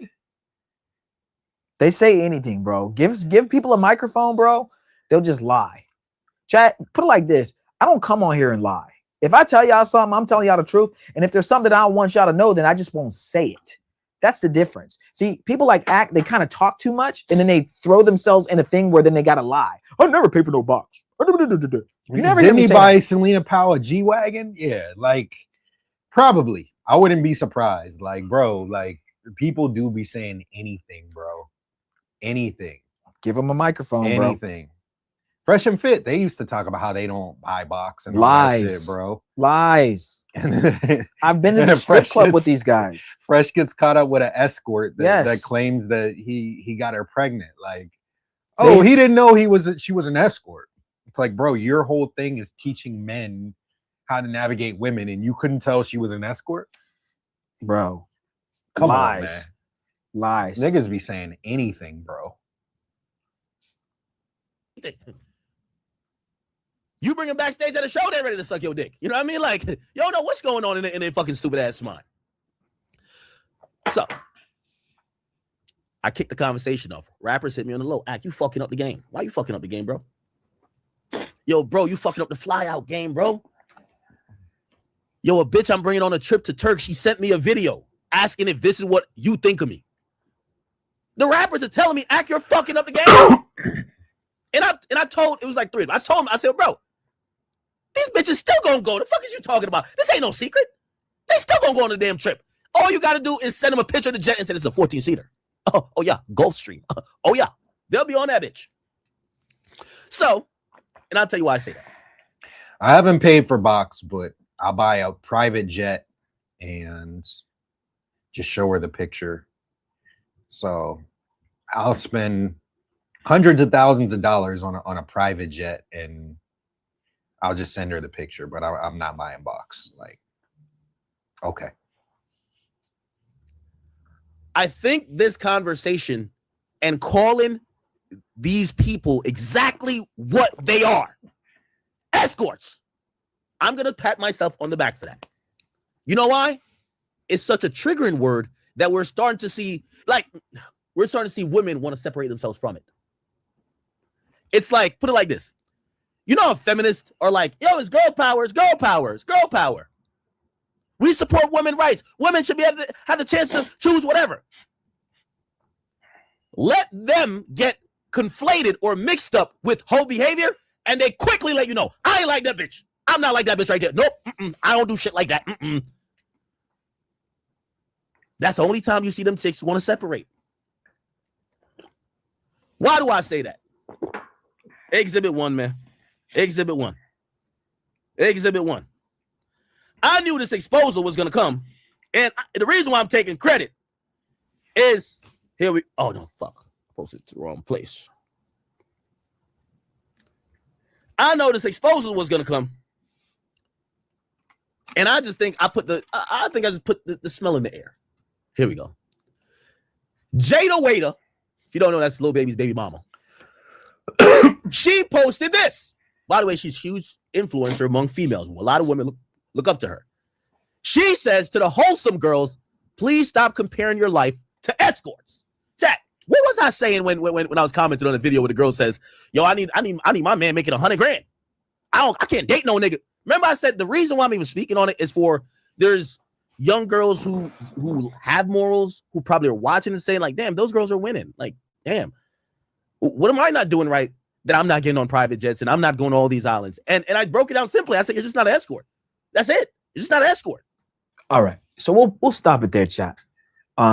There's a lot of women who look up to these city girls, to these, Ice Spices, Sexy Reds, all of these different, influencers, Kim Kardashians, and they think that that's the path that they have to choose. They are, holding their youth and their femininity or whatever it is that they have in, and they're waiting until they're 40 and 50 years old to finally say that they need a man. Look at Vivica Fox. There's another lady who recently came out, who's in her 50s, 52, 53 years old, saying now she's finally tired of paying bills and wants to be swept off of her feet. And all she cared about was her own, career. What they're pushing is OnlyFans, don't need no man, get the bag, escort culture, stripper culture. It's literally poisoning society. I wholeheartedly believe, chat, that poison doesn't have to be in the form of something that goes into your drink. Okay, poison does not have to be scopolamine, chat. Scopolamine. AKA what, chat? The devil's breath. Okay, you can mentally scopolamine somebody Scopolamine. without actually pouring the fucking scopolamine powder into someone's fucking alcoholic beverage. And what's going on is we have a toxicity spreading through our ear canals, right? It's sonically poisoning. It's visually poisoning the youth. And this is why we have to understand that social media can be toxic and is toxic in many cases. They're going to do studies on this, guys, maybe 30 or 40 years from now. Maybe if the Mentuition channel doesn't get banned again, we'll bring this back up. But I'm calling it now, guys. I'm a very smart person. I'm a thinker. I like to think very deep in thought. And I wholeheartedly believe that your ear canals and your eyes can be poisoned from what you see or what you hear. It doesn't have to be something you consume in your body, right? As far as through your mouth. And so we have to understand that a lot of these cultures, like I was saying, my boy that I was talking about in Brazil, they're getting tainted. Thailand, any culture where you think that women are respectable, best believe there is some sort of music or some sort of ideology that's starting to be spread there that women don't need men. And it's crazy because some of these countries are third world countries. Most of the men are dirt poor. Most of the women are dirt poor. And you have women you know, treating men like shit, escorting themselves, prostituting themselves. I remember we were in Cartagena and we were, you know, talking to some construction workers and we were asking them how much money they make per day. They were building this big high rise. And I think they made like, I don't know, it was like $15 a week or something like that. Something like really low. And I'm thinking in my head, man, there's whores at Delirium that guys are paying $300 for 1 hour. You guys are up here with hard hats on. You could fall and break your neck or fall and delete yourself off this high rise because you don't have the proper equipment. You're building this high rise where a lot of these gringos are coming and staying, or a lot of these Colombians are staying and buying up, putting your life on the line. And this woman can just go to Delirium and sell her pussy and make $200 from some idiot who's overpaying. Stupid, of course. But it's like, damn, being a woman is easy in any country, right? Especially any country where gringos are traveling to and they're buying box, right? Like women can, even if there weren't any gringos, women can always default to selling their vagina. Okay, that's the truth. Shout out to the women who don't do that or don't feel that they need to do that. And what I mean by selling vagina, I mean just selling it directly for money. A lot of women do sell it and sell it indirectly. A lot of women are prostituting themselves and they don't even know it. But I'm just talking about the women who are straight up street walking, like pay me this and you can fuck. That level. So it is more difficult to be a man in any society. And I think the more we are pushing, or not we, but the society, the people at the top are pushing this escort, stripper, get the bag, F men are weak, right? Behavior, the worse it's going to be for the world.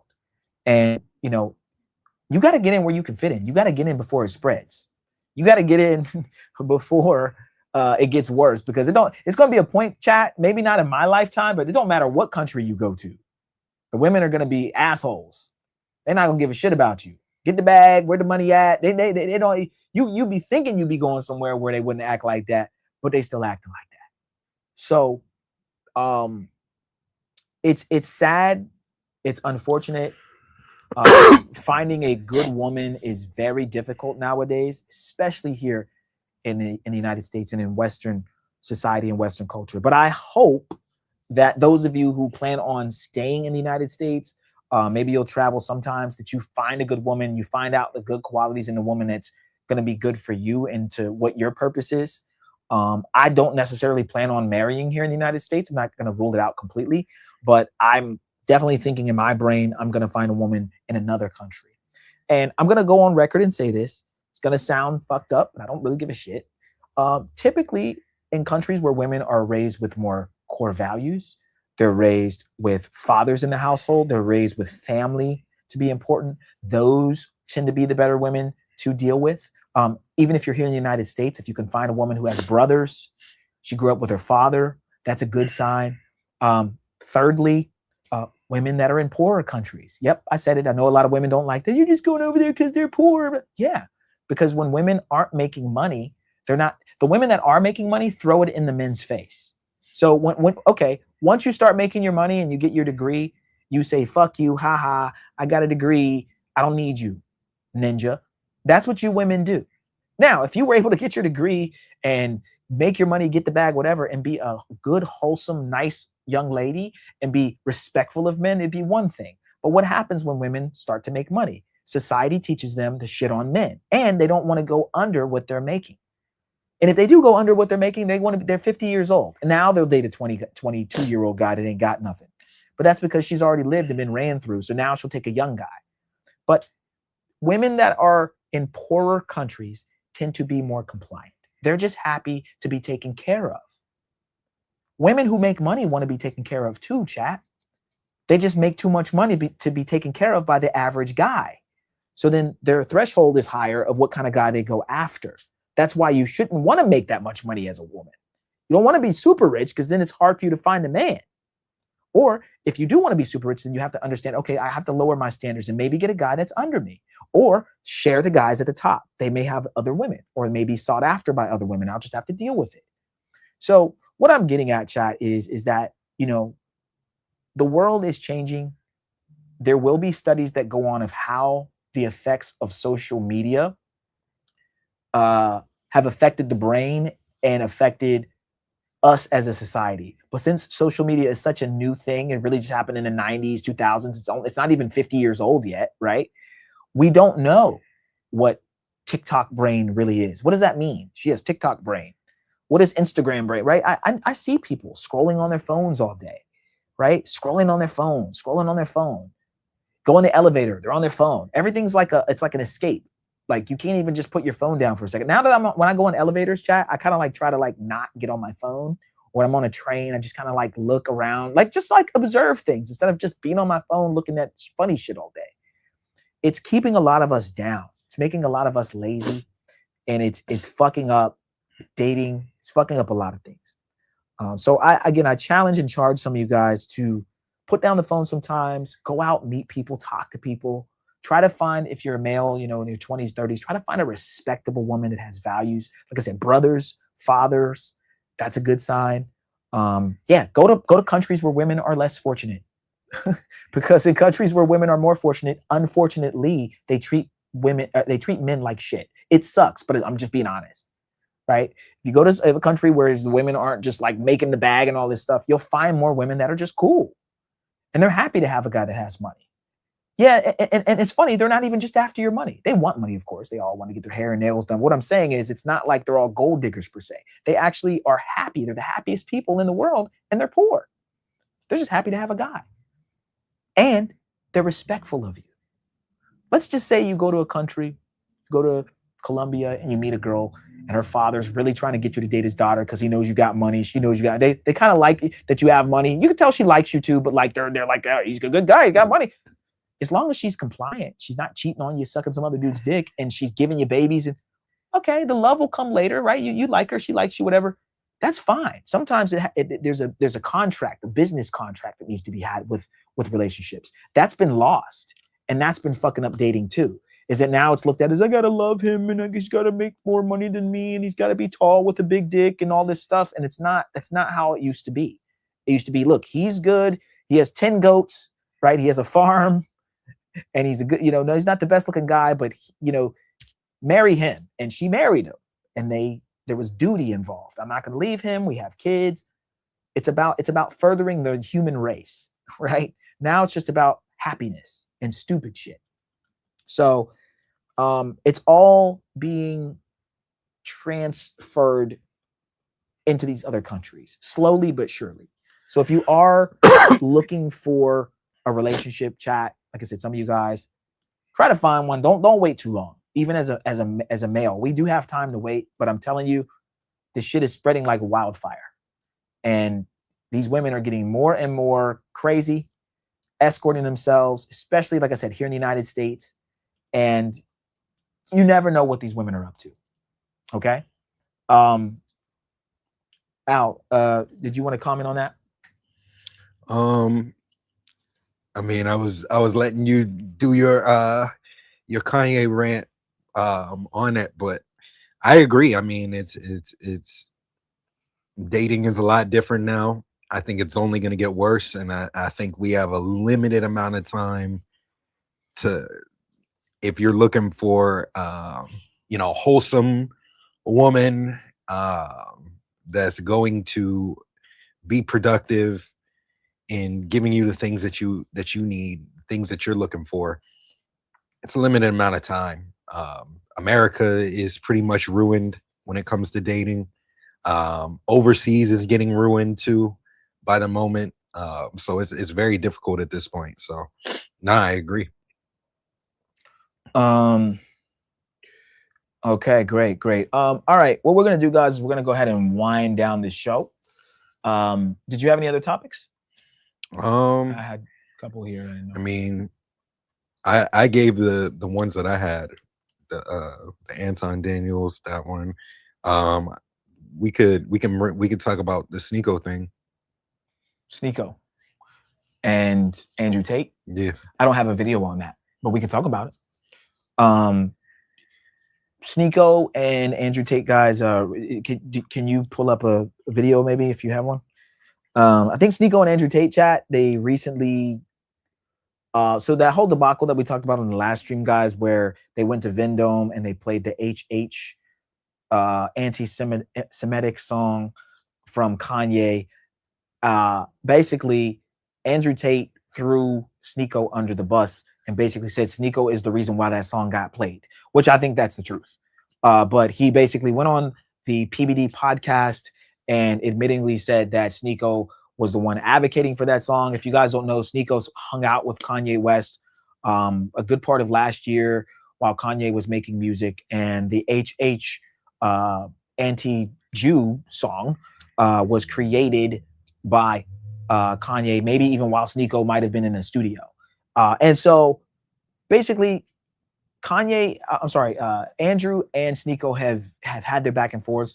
People have accused Sneeko of trying to become a Muslim because Andrew Tate has. Sneeko's kind of tried to follow in Andrew Tate's footsteps because Andrew got so big and powerful, and he was the most Googled person.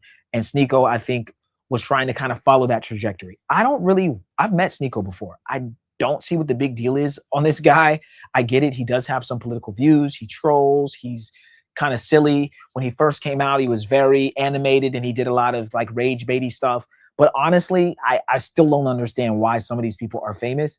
But if you're in the right places, you get on Fresh and Fit, you dunk on enough girls, and you say a bunch of things that can get you in that algorithm, you too can be famous. So apparently there was I put the video in the chat too.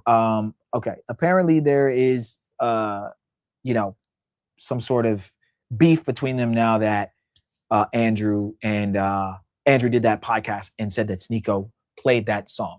So we'll play a little bit of this, guys, and then we'll get your comments, and then we can wind down from there. But this is an interesting story because it does roll into that. So let's play it real quick.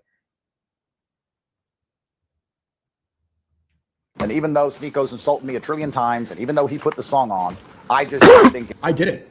He's lying right now. I didn't. I don't know where he got that, but what I think he's doing, I think Tate is strategically, I think he got scared. I think he doesn't want to face more pressure. He wants to spend more time in America. I think he folded. He went against it completely. He said, double down. And maybe I'm the easiest target of the people on the bus. I think Clava is more clout currently than me, so you're not going to attack Clava. He's younger too, less of a culprit. He doesn't want to attack Nick Fuentes and say Nick Fuentes played the song because Nick Fuentes, Gorgo Army. Oh my God. You don't want them. They've grouped him before. He doesn't want that again. So who else? Myron? Too loyal. I'm not going to go attack Myron. Who else? Justin Waller? It wasn't him at all. Sneeko. That's the last one of the group. I pointed at him. I'm not afraid of Sneeko. Sneeko doesn't pose a threat. He played the song. He can go under the bus. He can get canceled. it's prudent for me to sit up here and throw him under the bus, even though, maybe I should. Maybe most people in my position would say, Sneeko's insulted me a whole bunch of times. He's going to insult me again next week. That's all he ever does is flip-flop. I didn't even want him there. He got invited by the other guys. He put the song on. He got me in trouble. Perhaps I should sit here and just blame some other dude. You see how he's saying it without saying it? He literally just said it. I could say all this stuff, which I am saying right now, but I'm not because I'm trying to play both sides. Saying I'm playing both sides. What are you doing? What are the sides I'm playing? I've been consistent with this, with love speech, speaking out, criticizing Israel. I haven't folded on that this is just a song. I was there when it premiered. I premiered that song on my stream. I haven't changed. You're right here. Like, I could say all this stuff and blame him for everything, but I'm not, even though he did do it. Fuck is that? Fuck is that?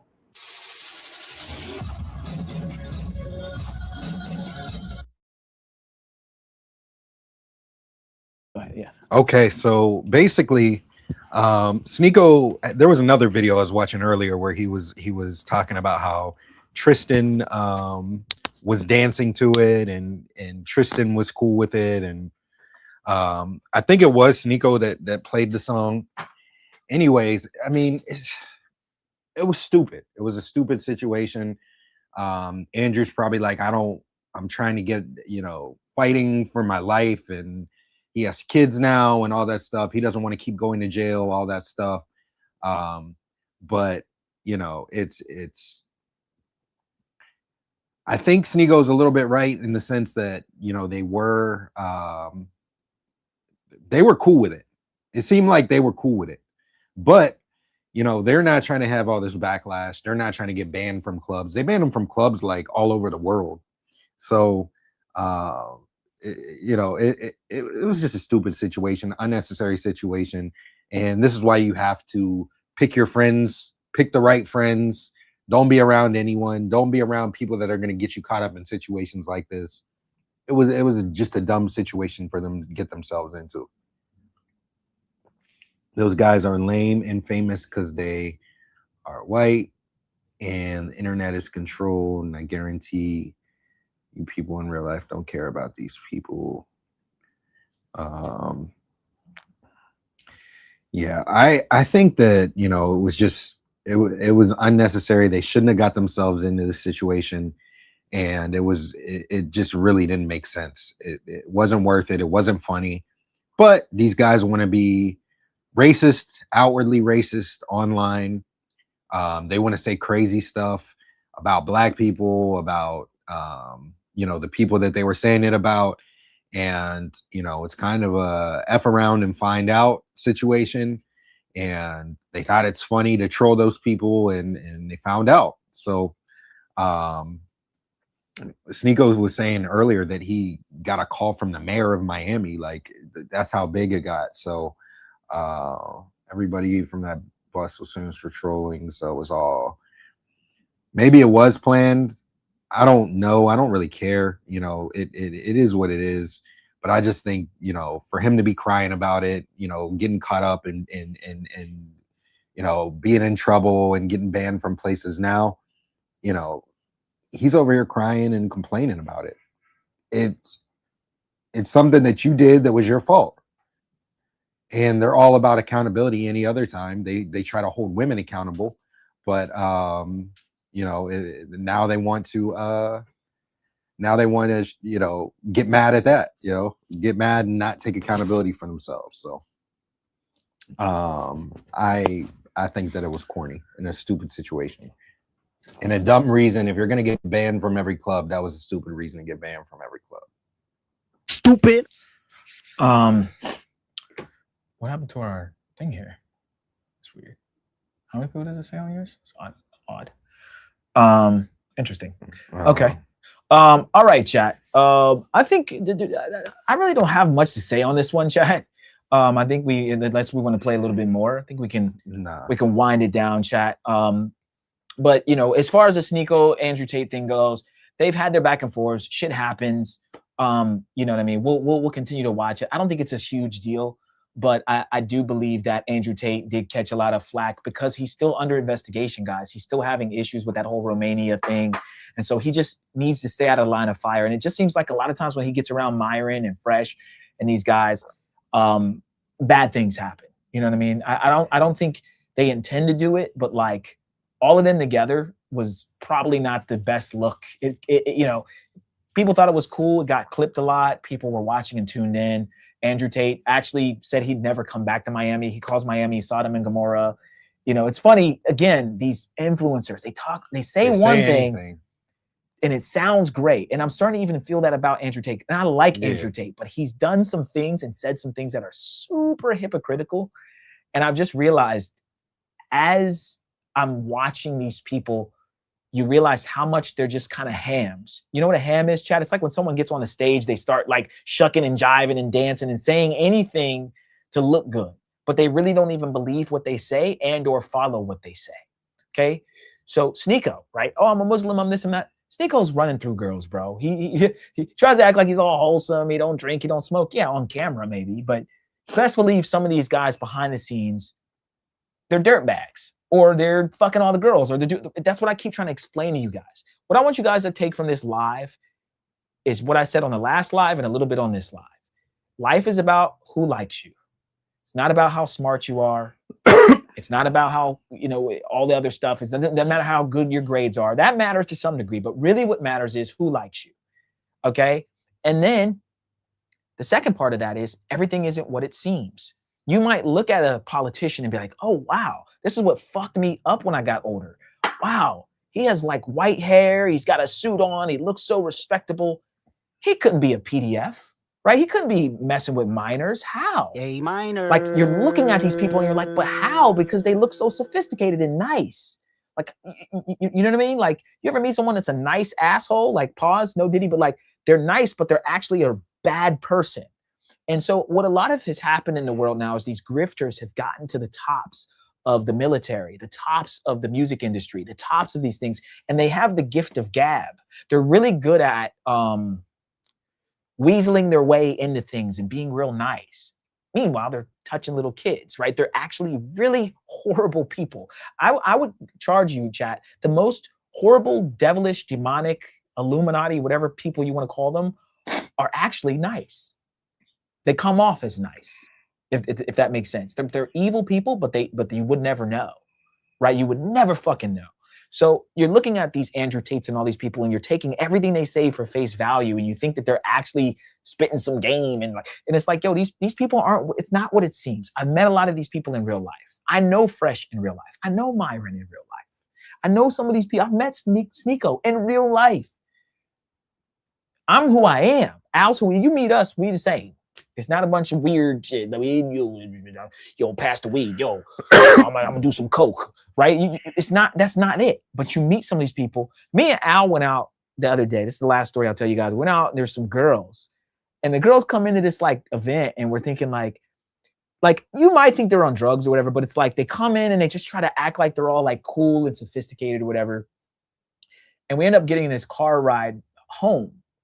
And they're pulling out Molly and weed and shit. Like, it's kind of like, all right, where's the drugs? Like, you ever, I don't know if you guys have ever been in that where you just think people are respectable. And then once like everything shuts down and the lights go off, they start doing coke and like, you know what I mean? They turn into like this whole different person. You know what I mean? I've been on dates with girls and like the first part of the date, we're all cool. Then we start to drinking and she's like, oh, you don't smoke, you don't do weed, you don't. And I'm like, no, I don't. Like, this is me. I don't need to do all that. So that's how people are. They put on a front, and then when kind of things wind down or the lights shut off or the cameras go off, they change. That's not me. This is how I am, right? So if you haven't taken anything from that or from this show, just take that, man. Everything ain't what it seems, and it's about who likes you, bro. It really is. There's so many fucking stupid idiots here in Miami, bro. I have worked and dealt with so many idiots in Miami, bro. And I'm like, yo, how is this person rich? How is this person like, and I'm not a hater. I'm not like, why not me? It's more like, how? How did you get here? You're a fucking idiot, bro. I have more intellect and smarts with you in my fucking left pinky than you have in your whole brain, but you somehow are rich. I gotta get rich. Because if your dumbass P-brain can do it, I know I can, right? I'm not a hater. I don't wish bad upon you. I don't wish I had what you had. I'm just saying I can get what you get if I work hard or somebody likes me, because that's basically how you got it. So I got to work on something. But I have met so many stupid people here in Miami, so many idiots. Oh my God. It's crazy. So in life in general, not even just in Miami, in anywhere in the United States, a lot of idiots in positions of power. So we'll leave you with that, chat. I appreciate you guys for tuning in for the show. I hope you guys learned something and you enjoyed the show. And again, to NYCDaFuture, we'll see what happens with him. You know, keep creating and be better and get better. That's all I can say. We're going to go over our housekeeping chat, and then we're going to wind down the show. Let's go over our Patreon real quick. And before we even do that, guys, go to our website, mentuitionnetwork.com. Purchase your yacht party tickets for Carnival. A lot of you guys, I'm going to Carnival. I want to go. I can't make it with the NYE. We want to see those ticket sales. All right. Use coupon code Get Your Passports. You will get an exclusive discount. We're going to be running that discount until January 30th or 31st. So make sure you use the Get Your Passports coupon. Buy your coupon. We're going to be putting a promo video up on the Carnival Yacht Party page in the next day or two. So stay tuned for that.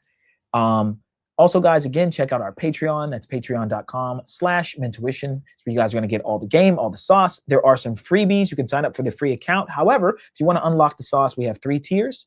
Our first tier is our general admission tier. You get exclusive Patreon content, access to all of our full uncensored travel guides, exclusive Discord content, access to our videos before they hit YouTube, access to our WhatsApp group, exclusive behind-the-scenes footage, and special Discord access. Next up, we have our VIP tier. You get free access to all of our Not Safe for YouTube access. YouTube posts, priority chats on YouTube, access to our members-only live streams, a list of over 1,000 remote jobs, 1 free consultation question answered per month on Patreon direct message, 20% off of consultations, 10% off the merch, and even more special Discord access.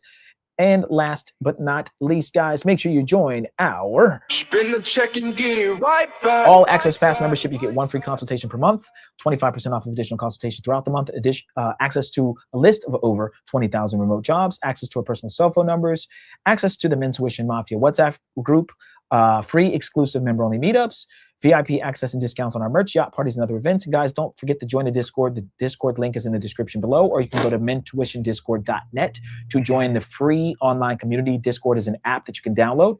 Also, you can join for free our Facebook group. We have over 1,000 members in our Facebook group. Make sure you guys join up ASAP. The link is in the description below. Also, guys, join the Mentuition Mafia. That is our YouTube membership group. It's only $3.99. We are back monetized now, so you can join by clicking the link in the description below. And what else? Am I missing anything else? Passport Playboy said, "Hey, what's up with them 1,000 remote jobs? You join up, we give. If you join the All Access, you get more. You get like it's over 20,000 now jobs that are on there, remote jobs, and they're actually good jobs. There's been a few of the Mafia members that have gotten them. They're good jobs. Anything from sales. Everybody always says tech, but no, it's sales. Tech's in there. There's some finance jobs. There's some customer service jobs. It's actually very, very useful. So you get like over 20,000 different remote jobs, and it's super useful. All right, guys, we appreciate you guys for joining yet another show. Make sure you guys sign up and subscribe, I should say, to our new channel, the Get Your Passports channel. Get your passport, nigga. We dropped the trailer today for the yacht party on there. We showed it on yesterday's stream, but we dropped it on the page, so it's on the Get Your Passports channel officially. And check it out, man. That shit's lit. YouTube.com/the@ Get Your Passports. Check out the channel. We're live streaming on that channel now. Make sure you guys sign up. We're going to be dropping more exclusives on there. All right. We appreciate you guys. Thank you so much for all the love and support. And we'll see you guys until next time. Adios. Peace. Adios. Adios.